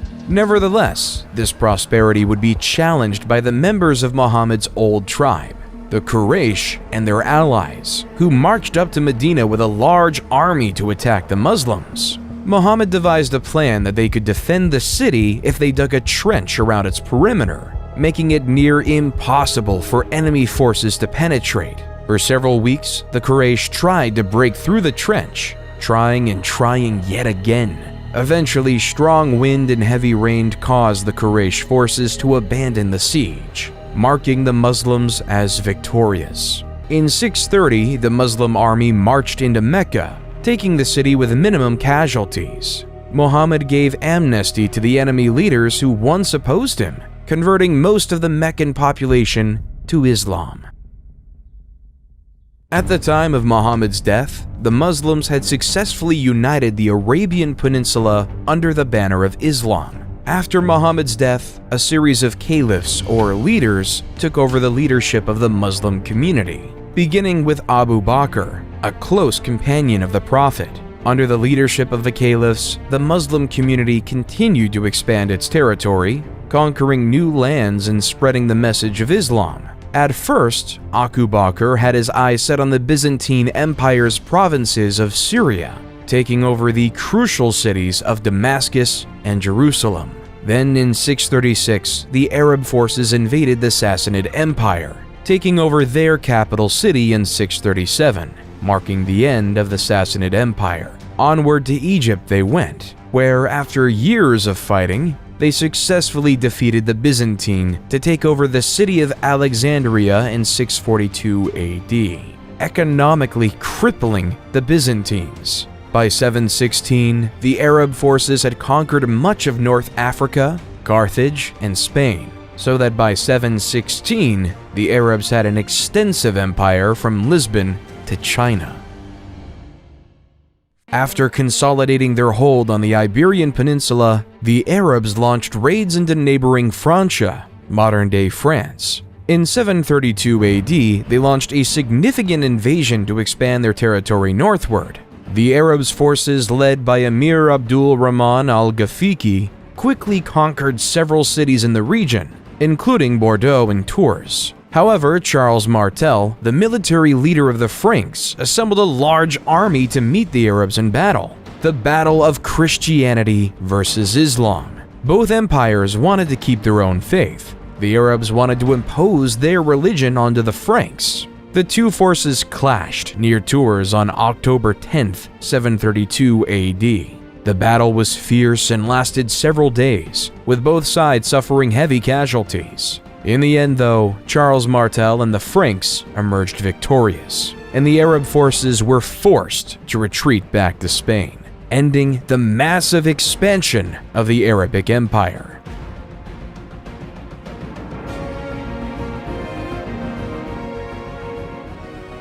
While in the West, the definition of God was war. In China, during the rule of the Tang, religions like Buddhism, Taoism, and Confucianism all coexisted peacefully. A citizen was able to believe what they wanted to believe, leaving for many temples and pagodas to be built across the empire. Also, during the Tang, the height of Chinese poetry was upon us. Poets like Li Po and Du Fu created poems that later became the foundations of Chinese literature. Li Po wrote a poignant poem called Zanzan on the Qingthing Mountain, translated by Sam Hamill. The birds have vanished down the sky, now the last cloud drains away. We sit together, the mountain and me, until only the mountain remains.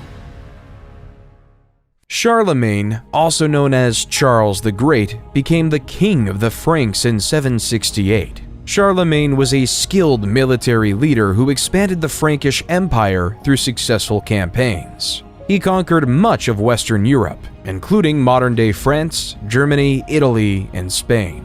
Charlemagne was also a devout Christian and worked to spread Christianity throughout his empire.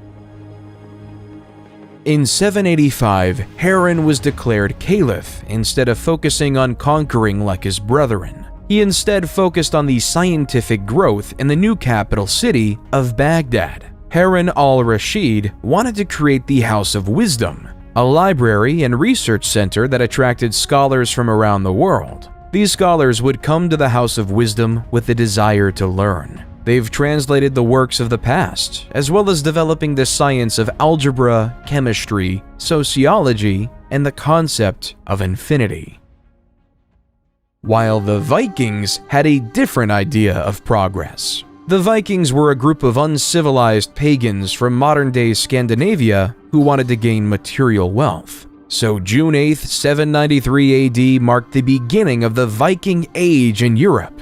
Lindisfarne was a small, isolated island off the northeast coast of England that was home to a famous monastery and considered one of Europe's most important centers of learning. On the day of the raid, a group of Viking warriors, likely from Norway or Denmark, landed on the island and attacked the monastery. The Vikings pillaged the monastery, killing many monks and taking others as slaves. The raid was a brutal and unexpected attack on a place of great religious and cultural significance, and it sent shockwaves throughout Europe.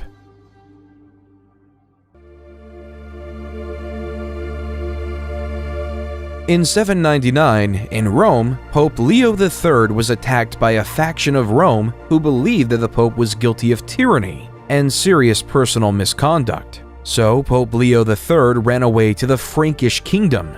After this, Charlemagne and his Frank army provided an escort for the Pope and restored him to the papal office. But yet, the power of the papacy was being questioned, with many people wanting it to go away, which caused Charlemagne to go to Rome in late 800 to fight for his Pope. For his loyalty, on Christmas Day in the Basilica of St. Peter, Pope Leo III placed a crown on Charlemagne's head, declaring him the new Holy Roman Emperor, creating a new Roman Empire, the Holy Roman Empire, or at least the first rendition of it. Under Charlemagne, the foundations of a genuinely great empire were forming, but once Charlemagne died in 814, the new empire was bludgeoning with problems. His son, Louis the Pious, 788 to 840, inherited an empire filled with problems. Many of his own citizens viewed him as a strong Catholic who was well-intentioned but was incredibly weak and unable to do anything. As the Vikings continued their raids along the Rhine River, attacking Holy Roman Empire cities such as Cologne, Trier, and Mainz, Raiding various Catholic monasteries and destroying religious artifacts caused fear and hatred among his citizens. Why would anyone trust a leader if they can't stop barbaric pagans? So, various local leaders started to focus on defending their land rather than relying on the central government for defense, hence beginning the process of independently recreating the Chinese system of feudalism. At this time, people would willingly farm on lands, giving up their freedom to these local leaders to protect them from the Vikings, creating the basis of a new system of feudalism.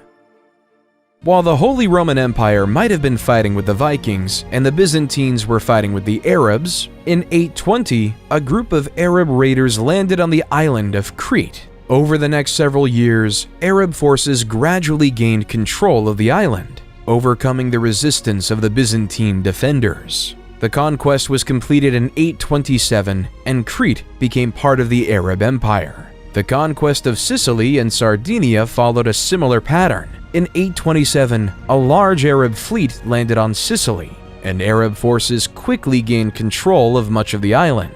They then moved on to Sardinia, which fell to the Arab invaders in 828.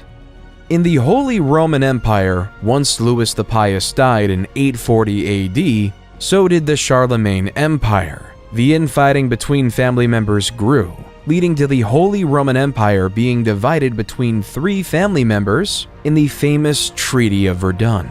In the west, the formation of the West Frankish Kingdom was given to Charlemagne's grandson, Charles the Bald, in modern-day France. In the East Frankish Kingdom was given to another grandson, Louis the German, which was obviously settled in modern-day Germany, while the Middle Kingdom was given to Charlemagne's eldest son, Lothair. However, being squeezed in between the West and East Frankish kingdoms gave the Middle Kingdom a short lifespan and was practically irrelevant.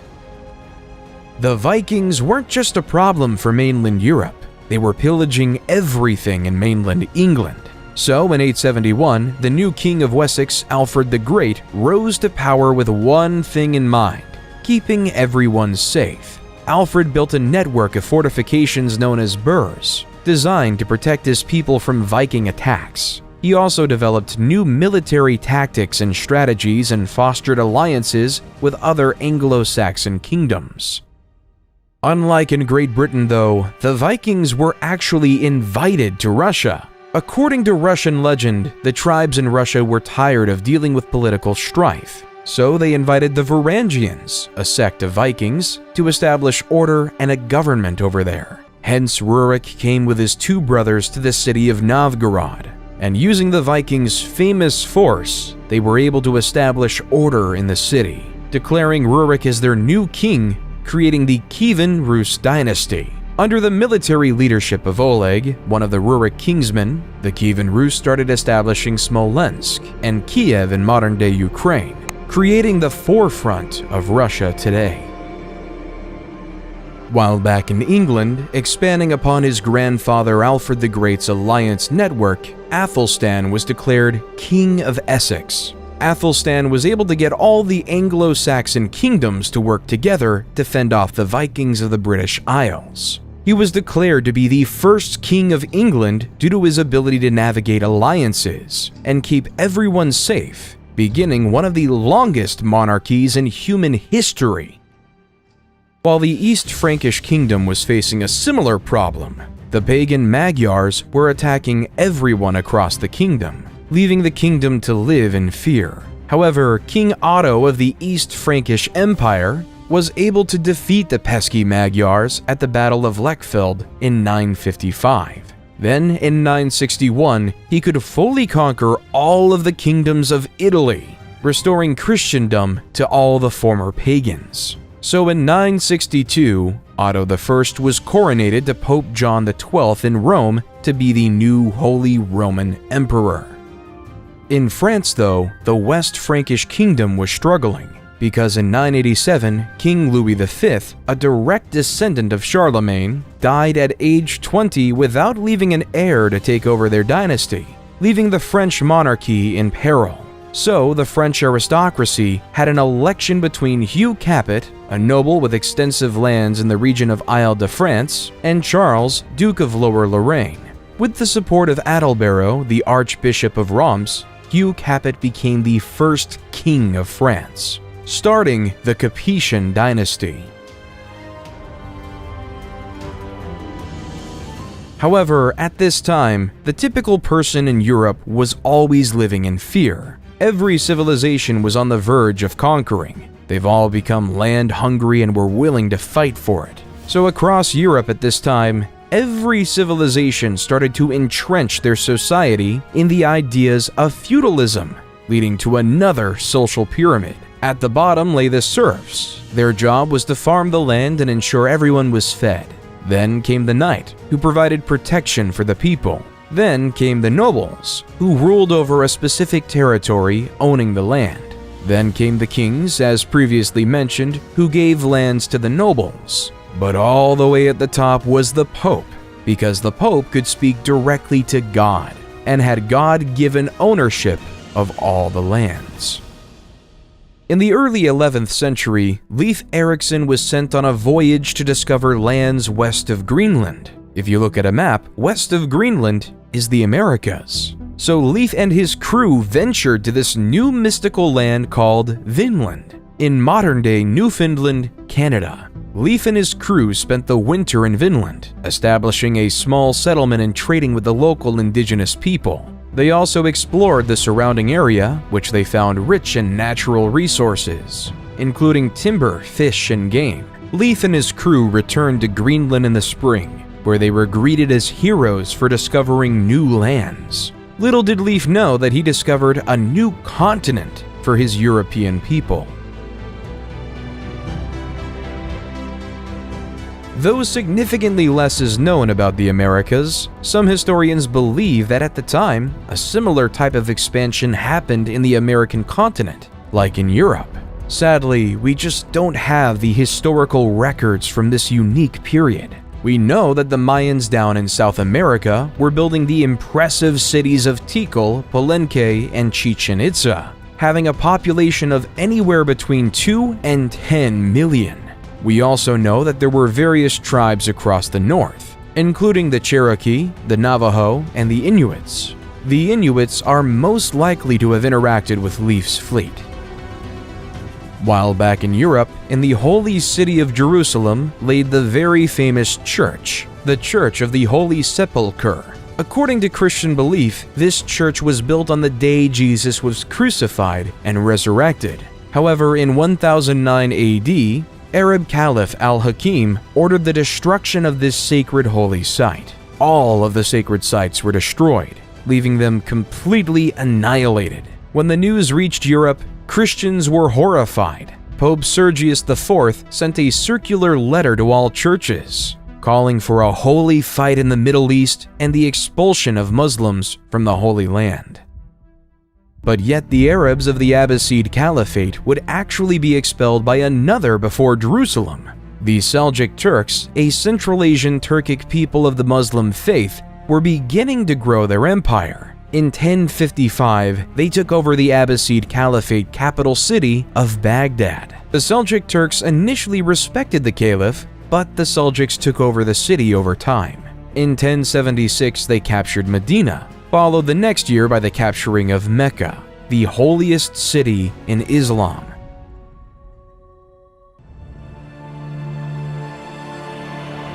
Due to this, the Muslim world wasn't ready for Pope Urban II at the Council of Clermont in 1095 to call upon all Christians to take up arms and liberate the Holy Land from Muslim rule. The Pope promised spiritual rewards and forgiveness of sins to those who joined the crusade, and many knights, nobles, and peasants were inspired to take up the cause. Many European nobles, such as Godfrey of Bouillon, Toulouse, Bohemond of Taranto, and Robert of Flanders, brought their armies from Europe on their journey to Jerusalem.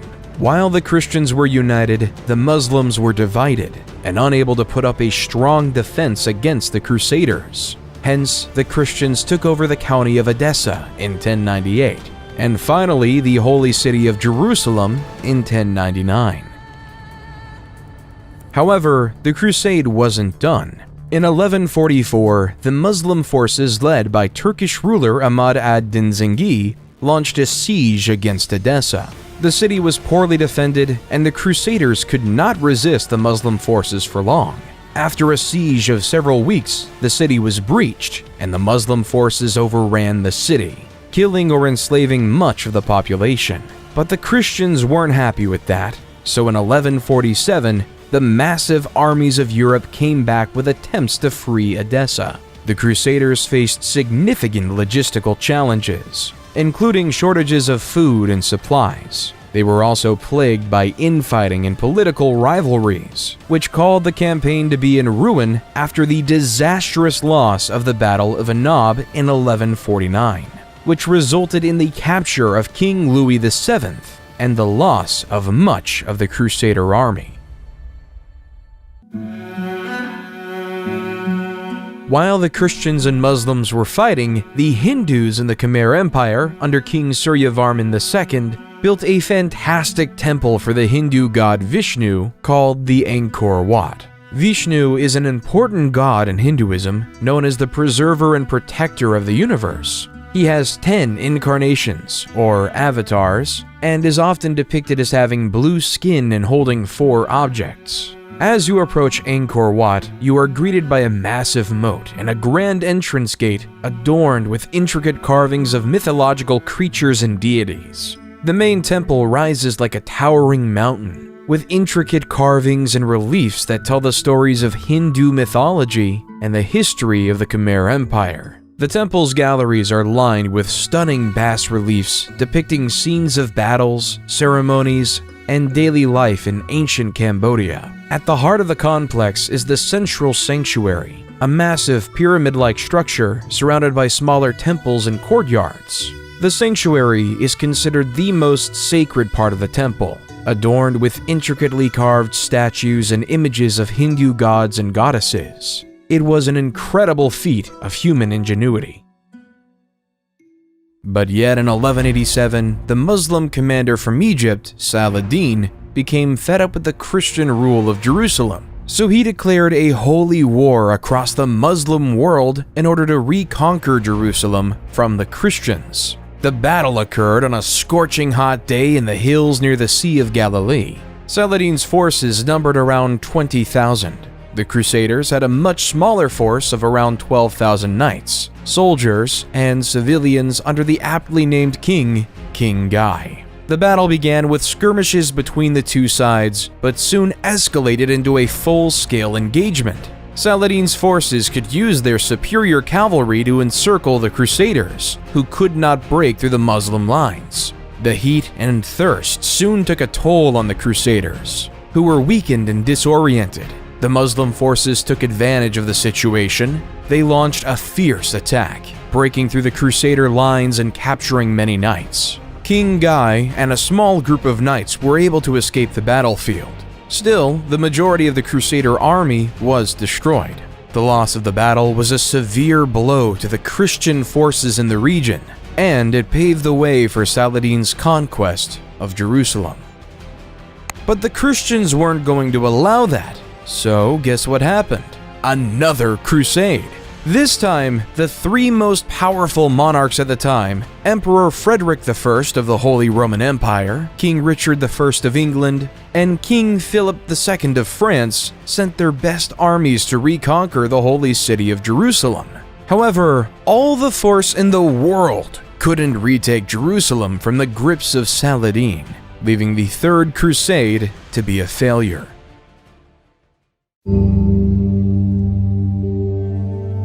Genghis was born to a mother kidnapped by his father and forced into marriage. Legend holds that he came into this world clutching a blood clot in his right hand. Before he turned 10, his father was poisoned to death by an enemy clan. Genghis's clan then deserted him, his mother, and his 6 siblings to avoid having to feed them. However, he soon began to make friends with the other clans throughout the Mongolian mountainside. By 1206, he had united all the various tribes, uniting 1 million people. For the time, Genghis was quite progressive.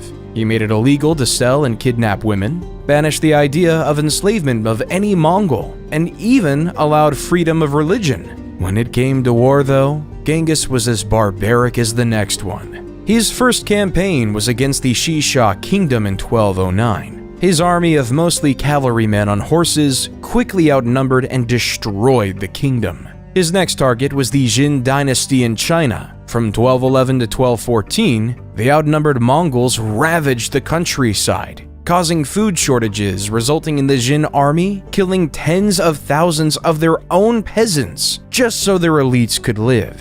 In 1214, the Mongols besieged the capital of Zhongdu, now Beijing, and burnt it to the ground.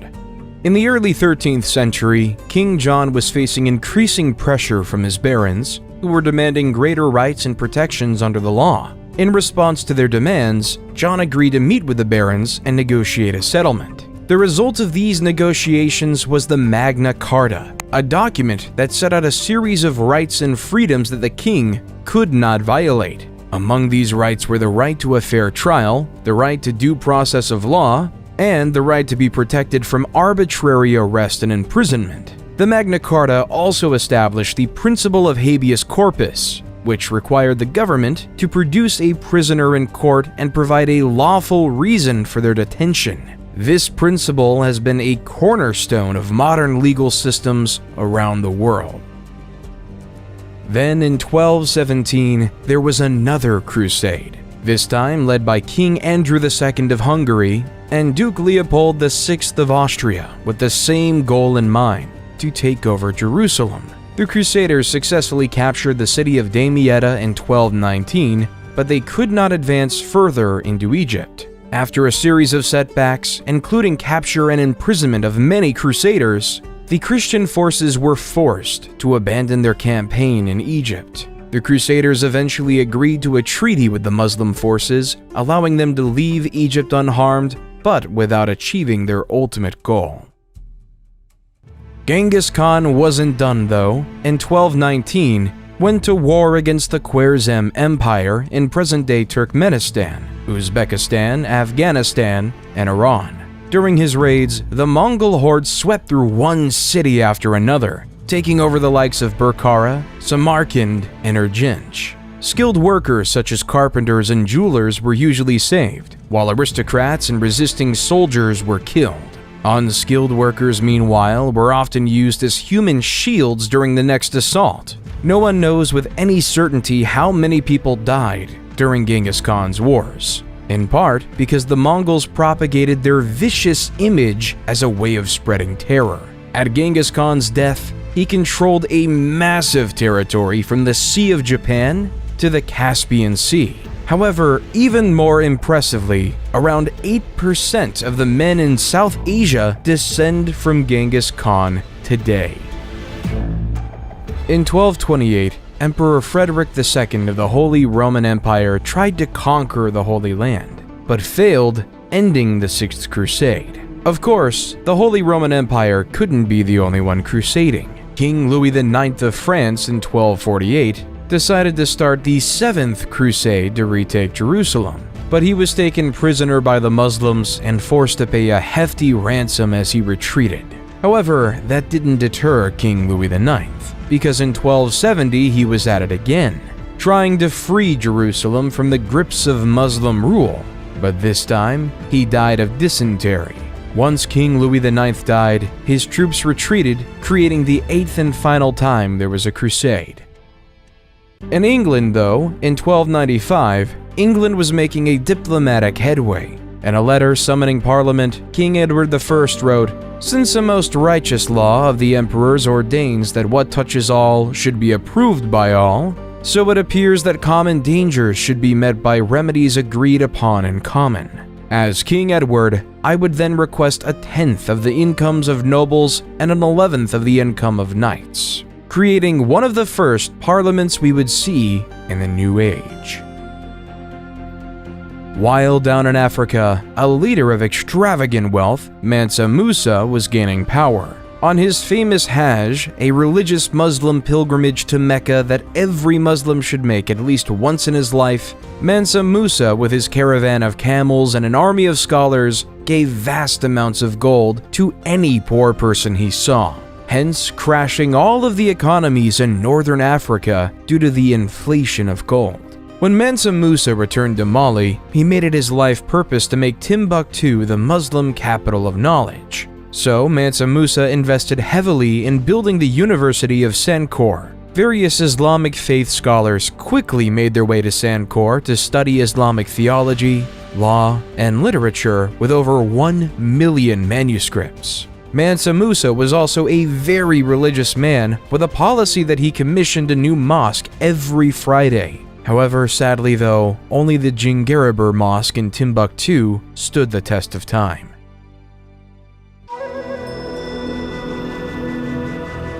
In the Americas, though, another built on riches was being created. As Aztec legend has it, the god Huitzilopochtli directed them to build where they saw an eagle perched on a cactus, eating a snake. When they saw this exact scene on an island located in what was once Lake Texcoco, they interpreted it as a sign from their god, and founded Tenochtitlan on that island. As time passed, Tenochtitlan started to build impressive temples such as the Great Temple. The Great Temple comprised of two main structures, dedicated to the gods Huitzilopochtli and Tlaloc. The city itself was most fascinating. It was designed with a complex system of canals and causeways to help control flooding and facilitate transport across the city, while they started to farm on floating gardens known as chinampas on the shallow waters of Lake Texcoco, which were used to grow crops such as maize, beans, and squash.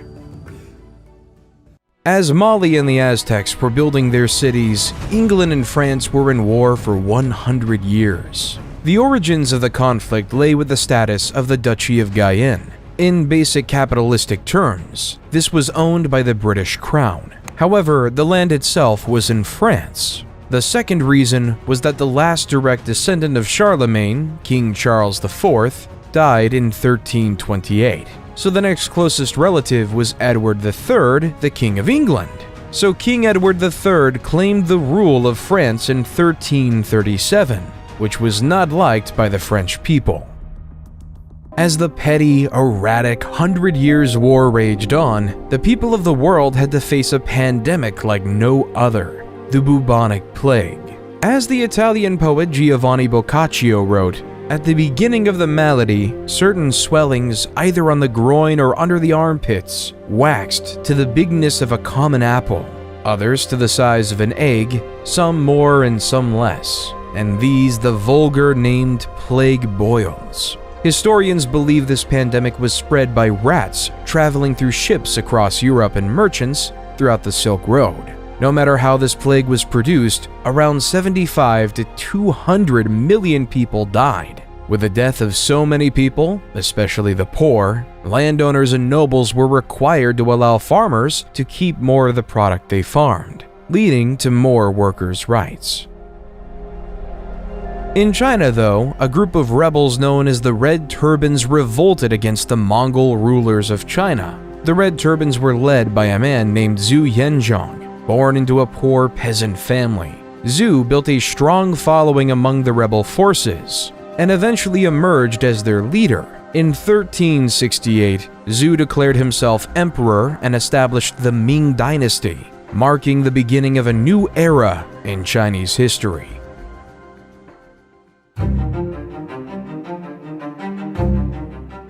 In 1428, at the age of 16, Joan left her home in the village of Domremy and traveled to the court of Charles VII, where she asked for permission to lead the French army against the English. At first, her request was met with skepticism and disbelief. Still, Joan persisted and eventually won the support of the French commanders. Joan's first major military victory came in the Siege of Orleans in 1429. She led the French troops in a series of daring attacks on the English forces, and she broke the siege and liberated the city. This victory boosted French morale and helped to turn the tide of the war in their favor. Over the next several months, Joan led the French army to victories against the English, including the Battle of Patay in June 1429. However, her success also made her enemies in the English and French court. In 1430, she was captured by the English and put on trial for heresy and witchcraft. Joan was subjected to a grueling trial. She was accused of various crimes, including dressing in men's clothing, practicing sorcery, and hearing voices. Despite the odds against her, Joan remained steadfast in her faith and her belief that she was carrying out God's will. In the end, Joan was found guilty and sentenced to death by burning at stake. She was executed on May 30th, 1431, at 19. Then, 20 years later, in the Battle of Castilian, Charles VII of France led a French army which defeated the English army, effectively ending English territorial claims in France. While back in the great city of Constantinople, the Byzantine Empire was declining, weakened by years of war, political instability, and economic turmoil. In contrast, the Ottoman Empire, led by Sultan Mehmed II, was on the rise, and the Sultan saw an opportunity to expand his empire and gain control of the strategic city of Constantinople. By 1453, Mehmed II led an army of 80,000 soldiers, including elite Janissary troops and a powerful artillery force, to besiege Constantinople. The Byzantine defenders, led by Emperor Constantine XI, were vastly outnumbered and outgunned. They faced a seemingly impossible task to hold off the Ottoman assault. The Ottomans bombarded the city with artillery for nearly 2 months, causing extensive damage to the walls and fortifications. The Byzantine defenders, meanwhile, struggled to maintain morale and keep their troops fed and supplied. Then, on the fateful day, May 29, 1453, the Ottomans launched a massive assault on the city. Climbing up, covered by siege towers, they were able to breach the walls and gain access to the city. Despite putting up a valiant defense, the Byzantine defenders were overwhelmed, and the Ottomans were able to storm the city and capture the capital, causing the Great Byzantine Empire to fall. In 1453, all paths no longer led to Rome, and all traces back to the Empire of Caesar were erased. It was replaced by the beginning of utter Ottoman domination in the region, ushering in a new era of Turkish power and influence in the Mediterranean. While the Byzantines might have been falling, the Russians were finally gaining their independence. At the time, the Mongol Empire was ruling over Russia, demanding that various Russian towns pay tribute or face the wrath of the Mongols. However, in 1472, Ivan the Great refused to pay such tribute. Over the next several years, he built up his military strength and was able to drive out the Mongol garrisons from various cities and towns throughout Russia. In 1480, the Mongols demanded that Ivan pay tribute or face military action, but after a tense standoff, they finally retreated. Ivan's victory was the beginning of a free Russia and the decline of the Mongolian Empire. Then in 1492, as Christopher Columbus sailed the ocean blue, the Europeans discovered the New World. Set initially on finding a path to India, instead he landed on an island in the Bahamas, which he aptly named San Salvador. When he and his crew set up camp, he met the Lucayans, skilled fishermen and farmers, who welcomed him and his crew and provided them with food and supplies.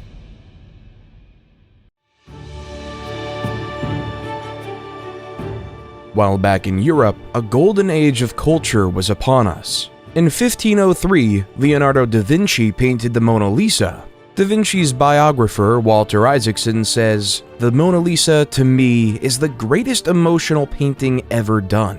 The way the smile flickers makes it a work of art and science because Leonardo understood optics, the muscles of the lips, and how light strikes the eye. All of it goes into making the Mona Lisa smile so mysterious and elusive."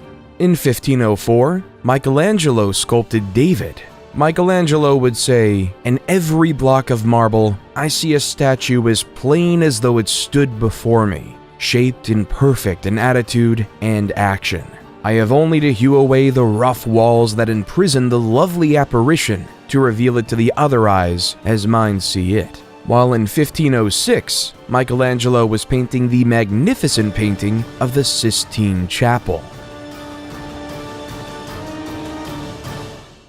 While in the political world, Niccolò Machiavelli is one of, if not the most influential, pieces of literature we have today. The Prince is a political manifesto that comments on the past civilizations we've heard about in this video. Machiavelli writes, "It is much safer to be feared than loved, because love is preserved by the link of obligation, which, owing to the baseness of men, is broken at every opportunity for their advantage. But fear preserves you by a dread of punishment which never fails." Think about the ordinary farmer. Think about the man who spends generations of their life farming, giving heavy taxes to a noble lord for doing nothing except protecting them. Why won't the farmers rebel? It's because they're afraid of what would happen without their leaders. Without the elites, the Huns or the Mongols can come to your farm and destroy you on their own. So you live in fear as to what might happen to you, leaving you to give your wheat to said leader.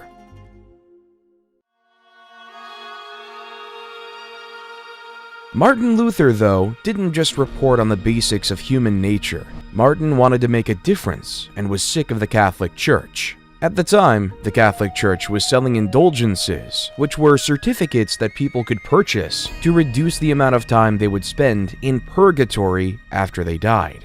Luther believed this practice was corrupt and went against the Bible's teachings, which emphasized the importance of repentance and faith over material wealth. In protest, he wrote a series of 95 theses, or arguments, challenging the Church's authority and calling for reform. On October 31st, 1517, Luther nailed his 95 theses to the door of the castle church in Wittenberg, which was a common way of announcing a public debate or discussion. Luther's 95 Theses sparked a debate within the church and among European scholars and theologians. Some people agreed with his criticisms of the church, while others saw him as a heretic and a threat to the established order. The beginning of Protestantism was upon us. In 1519, though, the Spanish conquistadors, under the leadership of Hernan Cortés, arrived on the Aztec shores. They were greeted by the Aztecs, who gave gifts of gold and silver of incredible wealth to the Spanish, as they believed that the Spaniards were emissaries of the god Quetzalcoatl. However, Cortés soon revealed his true intentions: to conquer the Aztec Empire and claim its wealth for Spain. Over several years, Cortés and his forces engaged in a series of battles with the Aztecs, marked by intense violence and brutality. The Spanish were aided by their superior military technology, including guns and cannons, and by the support of indigenous allies, who were the enemies of the Aztecs. Despite being vastly outnumbered, Cortés and his men made significant gains against the Aztecs, eventually laying siege to their capital city of Tenochtitlan. After months of fighting, the city fell to the Spanish in 1521, and the Aztec Empire was effectively destroyed. Then, following the strategy of Cortés, Francisco Pizarro led an expedition that conquered the Incan Empire in present-day Peru. Though the violence was authoritarian, the biohazards were even more demanding. The Europeans, due to having survived illnesses such as the bubonic plague and smallpox, developed immunity to many of these diseases that they've, one way or another, spread to the native people, essentially over time, killing them off.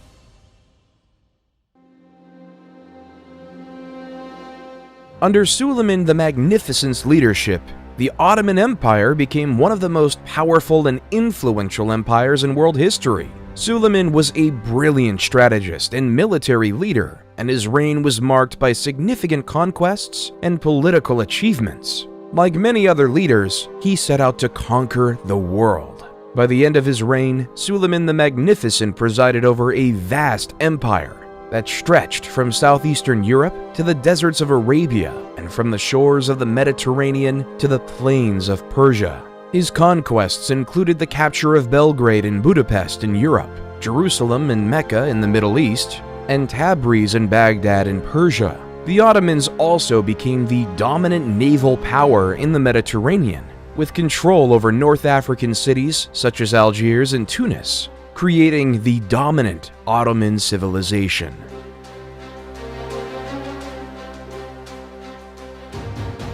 But yet, all things fall when one is in love, and the murder-happy King Henry had fallen in love with Anne Boleyn and was desperate to marry her. However, Catherine of Aragon was still alive, and the Catholic Church did not recognize divorce. Henry's solution was to break away from the Catholic Church and established the Church of England, with himself as the head. In 1534, Henry passed the Act of Supremacy, which declared that the king, not the Pope, was the supreme head of the Church of England, leaving the Catholic Church to be angry and excommunicate Henry VII, leaving a schism between the Church of England and the Catholic Church even today. Ivan the Terrible is now the ruler of Russia. In the early years of his reign, Ivan enjoyed significant success, launching military campaigns against neighboring kingdoms and expanding Russia's borders. He also oversaw the construction of magnificent public works, including St. Basil's Cathedral in Moscow. However, as Ivan grew older, he became increasingly paranoid and erratic. He launched a series of brutal purges and executions, targeting anyone he perceived as threatening his power. He also had a volatile temper, lashing out at advisors and nobles who dared to question his decisions. In 1560, Ivan suffered a devastating personal loss when his beloved wife Anastasia died. This event seems to have triggered a significant psychological breakdown, and Ivan became increasingly unstable and violent. He launched a series of bloody campaigns against his own people, including the notorious Oprichnina, a campaign of terror and repression that killed thousands of Russians and destroyed countless homes and families, truly deserving of the name Terrible. While Russia was going through that, England was on the rise with the start of the English Renaissance under the leadership of Queen Elizabeth I. Elizabethan playwrights dominated the scene, creating written words that were poetic in language and poignant in meaning. They've even written plays about people we've already talked about. William Shakespeare wrote many plays, including Histories, Julius Caesar, which was about the assassination of Julius Caesar, King John, which was about the 100 Years' War, and Henry VII was a play about showing human needs to gain power. Other notable playwrights who filled the scene were Christopher Marlowe, Ben Jonson, and John Webster. While on the other side of the world, the English colony of Jamestown was forming in Virginia, under the Virginia Trading Company. Slightly up north, Samuel de Champlain was establishing the French colony of Quebec in Canada. While back in the Old World, they were having a new era of fighting, the 30 Years' War. This time, it was between the Protestants and the Catholics. It began in 1618 when the Holy Roman Emperor attempted to impose Catholicism on the Protestant population of Bohemia. The Bohemians rebelled, and soon the conflict spread throughout the region. Over the next 30 years, armies marched and counter-marched across Europe, leaving a trail of destruction and devastation. The war was characterized by brutal sieges, bloody battles, and atrocities committed by both sides. At its height, the war involved most of the major powers of Europe, including France, Spain, Sweden, and the Holy Roman Empire. It was fought along religious, political, and economic lines, with each side vying for dominance and control. The war finally ended in 1648 with the signing of the Peace of Westphalia. The treaty recognized the Dutch Republic's independence, established the individual state's sovereignty within the Holy Roman Empire, and ended the religious conflicts that fueled the war.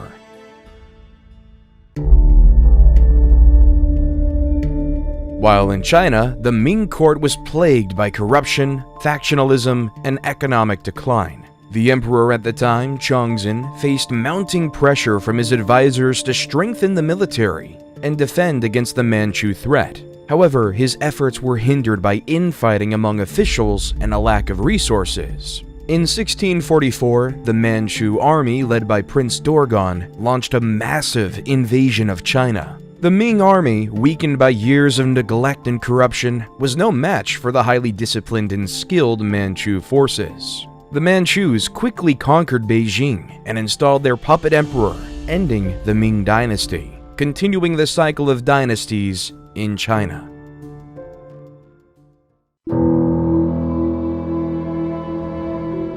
While in Spain, King Charles II died without having any heirs, creating a real political crisis of who should be the leader.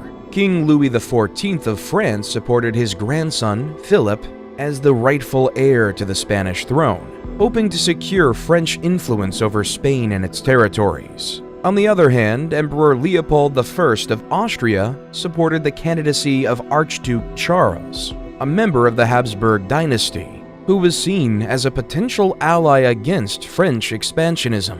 The conflict soon escalated into a major war, with many European powers taking sides and forming alliances. The principal belligerents were France and Spain against a coalition of Austria, Great Britain, the Dutch Republic, Portugal, and several other minor powers. The war ended with the Treaty of Utrecht in 1713, which recognized Philip as King of Spain, but required him to renounce any claims to the French throne and cede some territories to Great Britain and Austria. The Treaty of Rastatt, signed the following year, officially ended the war. In 1707, the Acts of the Union were passed by the Parliaments of England and Scotland, which united the two kingdoms into a single political entity known as Great Britain, hence creating the legal foothold that is Great Britain. However, Scotland took a disliking to this. There were protests and uprisings in the years following the Union, including the Jacobite risings of 1715 and 1745, which aimed to restore the Scottish monarchy and independence.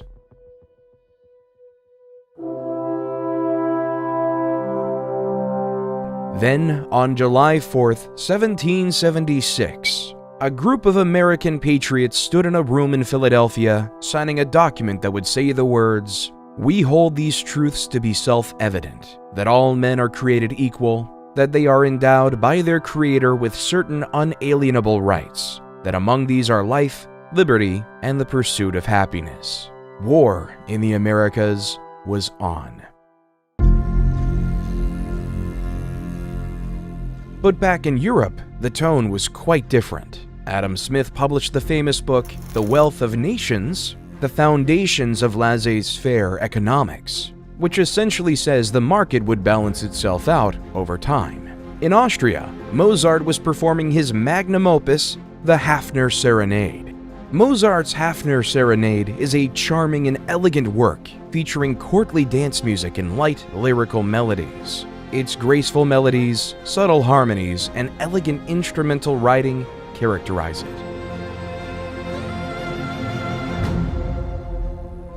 As the war continued, King George III sent his armies of the masses over to America. Though the colonists had little military training, their knowledge of the terrain and guerrilla tactics made them nearly invisible. At the same time, the Red Army coats were easy to see for the Americans. In the summer of 1781, George Washington and French General Rochambeau marched their forces south to Virginia, where they laid siege to Cornwallis and his army at Yorktown. The British were trapped and could not escape by land or sea. The siege dragged on for weeks. The American and French forces bombarded the British with artillery, They dug trenches to inch their way closer to the British defenses. The French Navy defeated the British Navy in a crucial naval battle off the coast of Virginia, cutting off Cornwallis's only escape route by sea. On October 14, 1781, the American and French forces launched a massive assault on the British defenses. The British fought valiantly, but were vastly outnumbered and outgunned, and they soon began to falter. On October 19th, Cornwallis surrendered his army to Washington, effectively ending the war. The victory at Yorktown was a decisive moment in the war, and it marked the end of British rule in America and the beginning of a new experiment. With America finally being free from the totally tyrannical grips of Britain, they had one issue. How were they going to lead? Were they going to make General George Washington their monarch? Therefore, democracy was chosen. However, Plato made a good point many years ago, that the common man was incapable and not wise enough to pick a better leader to lead them to success. So the American-founded Constitutional Convention came up with this idea of the Electoral College, where the common man would vote for a particular person who would then have a say in who could be president. So instead of the president being directly voted on by the people, they would vote on elites, who would then vote for the president directly.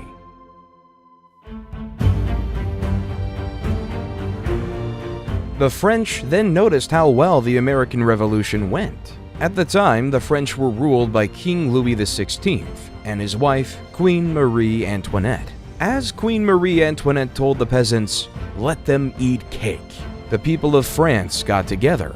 They decided they wanted more say in how the country was run, and they formed a group called the National Assembly and started making new laws to give them more rights. One of the most famous events of the French Revolution was the storming of the Bastille. This was a prison that represented the king's power, and the people wanted to show that they were not afraid of him. They broke into the prison and freed the prisoners, which started a revolution throughout France. Many influential people lost their heads during the revolution, including King Louis XVI and his wife, Queen Marie Antoinette. The people were tired of being ruled by a king and queen who didn't care about them, and they wanted to create a new system where everyone would have a say. And the people of France voted in Maximilien Robespierre. In 1789, Robespierre was elected as a delegate to the Estates General, which was convened to address France's financial crisis. He quickly emerged as a leading voice in the National Assembly, advocating for the ordinary people's rights and opposing the aristocracy's power. As the revolution continued, though, Robespierre became increasingly radical in his views, advocating for the execution of King Louis XVI and the establishment of a republic. He was elected to the powerful Committee of Public Safety in 1793, tasked with protecting the revolution and rooting out enemies of the state. Under Robespierre's leadership, the committee launched a period of intense repression known as the Reign of Terror. Thousands of people were arrested, tried, and executed for crimes against the revolution. Robespierre became known as a ruthless and uncompromising figure. However, Robespierre's power began to wane as the people grew tired of the violence and the instability of the revolution. In 1794, he was arrested and imprisoned along with his closest allies. On July 28, 1794, Robespierre was taken to the guillotine and executed. The execution marked the end of the Reign of Terror and democracy for now in France. Instead, they moved to a directory. A directory is a government led by a 5-member executive council, known as the Directory, which was chosen by the Council of Elders. This legislative body was also part of the new government. The Directory was meant to serve as a moderating force, balancing the interests of the various factions that had emerged during the revolution. However, the Directory concept wasn't successful as well, so General Napoleon Bonaparte decided to overthrow the government and begin his conquests to take over the world. So off Napoleon went to conquer much of Europe, In 1805, Napoleon defeated a combined Austro-Russian army at the Battle of Austerlitz, solidifying his position as one of Europe's most powerful leaders. He then conquered much of the continent, including Spain, Portugal, and the Netherlands. In 1812, Napoleon invaded Russia with a massive army. Still, the campaign proved disastrous, and his forces were decimated by the harsh Russian winter. The defeat marked the beginning of Napoleon's downfall. In 1814, the European powers allied against Napoleon and invaded France, forcing him to abdicate his throne and go into exile on the island of Elba. However, he returned to France in 1815 in what became known as the 100 Days, and briefly regained power before being defeated by the British and Prussian armies at the Battle of Waterloo.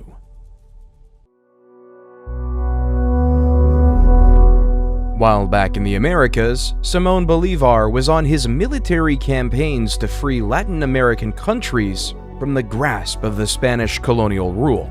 Bolívar began his military campaigns in Venezuela in 1810, where he led a successful uprising against the Spanish colonial authorities. He then moved on to Colombia, where he won a series of important victories against the Spanish, including the Battle of Boyacá in 1819, which secured the independence of Colombia. Bolívar then turned his attention to Ecuador and Peru, where he won a series of decisive battles that helped secure both countries' independence. He captured the city of Lima in 1824, effectively ending Spanish control of Peru.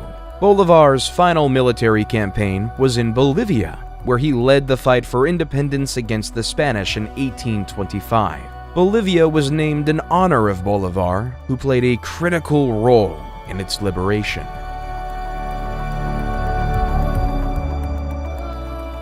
In 1848, two men had an idea that would spark debate worldwide. Karl Marx and Friedrich Engels wrote the book called The Communist Manifesto, which is a book about the idea of communism, where instead of a capitalistic system, where the nobles or bourgeois own everything and the workers and proletariats work for slave wages, instead, what if the proletariats owned the means of production and all worked together? As Marx and Engels would write, let the ruling classes tremble at a communistic revolution. The proletarians would have nothing to lose but their chains, and they have, and they'd to win.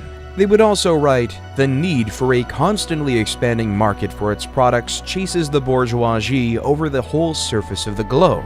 It must nestle everywhere, settle everywhere, establish connections everywhere.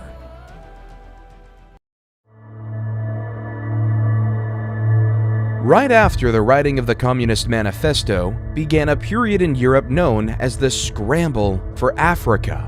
It all began in the 1870s when European countries began to explore the interior of Africa, looking for new territories to claim and resources to exploit. At first, the European powers were cautious, sending explorers and missionaries into Africa to establish trade networks and alliances with local leaders. However, as competition increased, the European powers became more aggressive in their tactics. They used military force to establish colonies and protectorates, and they engaged in diplomatic maneuvering and propaganda campaigns to gain the support of local populations. One of the most ruthless tactics the European powers used was dividing Africa into artificial borders and creating new ethnic and linguistic divisions. This created tensions and conflicts between different African groups, which the Europeans used to their advantage, creating a European stronghold over the continent of Africa to increase their profits. The scramble for Africa came to an end as a result of several factors, including changing international politics, economic realities, and rising African nationalism. One of the key factors that contributed to the end of the scramble for Africa was the changing balance of power in Europe. By the early 20th century, European powers were increasingly focused on competition with each other, particularly in Europe itself, and were less interested in acquiring new colonies in Africa. This was due in part to the growing tensions between European powers that would eventually lead to the outbreak of World War I in 1914. Because on June 28, 1914, a shot was heard around the world with the assassination of Archduke Franz Ferdinand.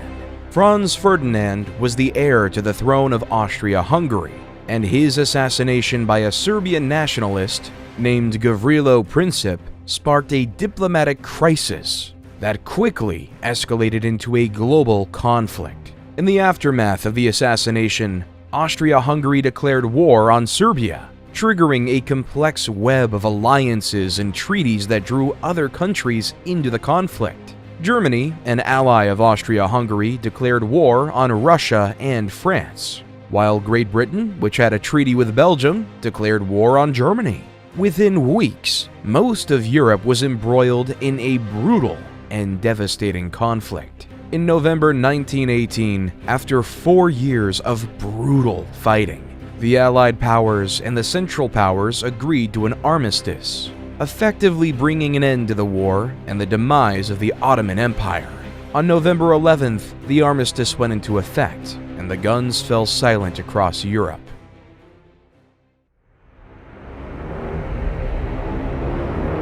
World War II.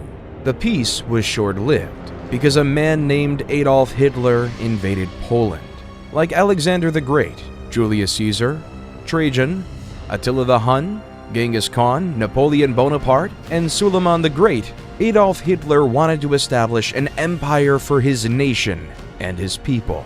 Adolf had dreams of building an empire larger than anything that was ever created.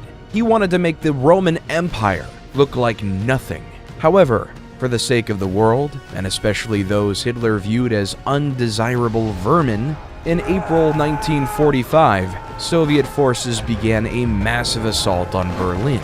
After weeks of intense fighting, the city fell on May 2nd, and German forces surrendered. Meanwhile, Allied forces were closing in from the west, and on May 7th, Germany signed an unconditional surrender, officially ending the war in Europe. A few months later, after the bombings of Nagasaki and Hiroshima, Japan surrendered as well, leaving the war to be over.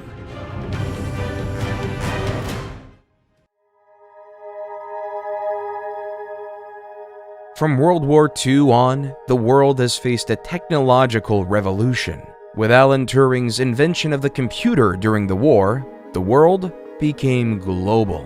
For 50 years, America and the Soviet Union were at war, despite the fact that they were on two totally different continents. In 1969, Neil Armstrong landed on the moon, saying, "It's one small step for man, one giant leap for mankind." As the years on the world has become increasingly smaller, computers have become more affordable. Cell phones changed the way we communicated with one another. Let's go back to the story of a man named Gilgamesh on his quest for immortality. At the end of the poem, Gilgamesh realizes, life, which you look for, you will never find. For when gods created man, they let death be his share, and life withheld in their own hands. The history of human civilizations is an incomplete book, constantly being updated. Some things will never change. However, humans will always die. Empires will always rise and fall. The masses will always clamor towards safety.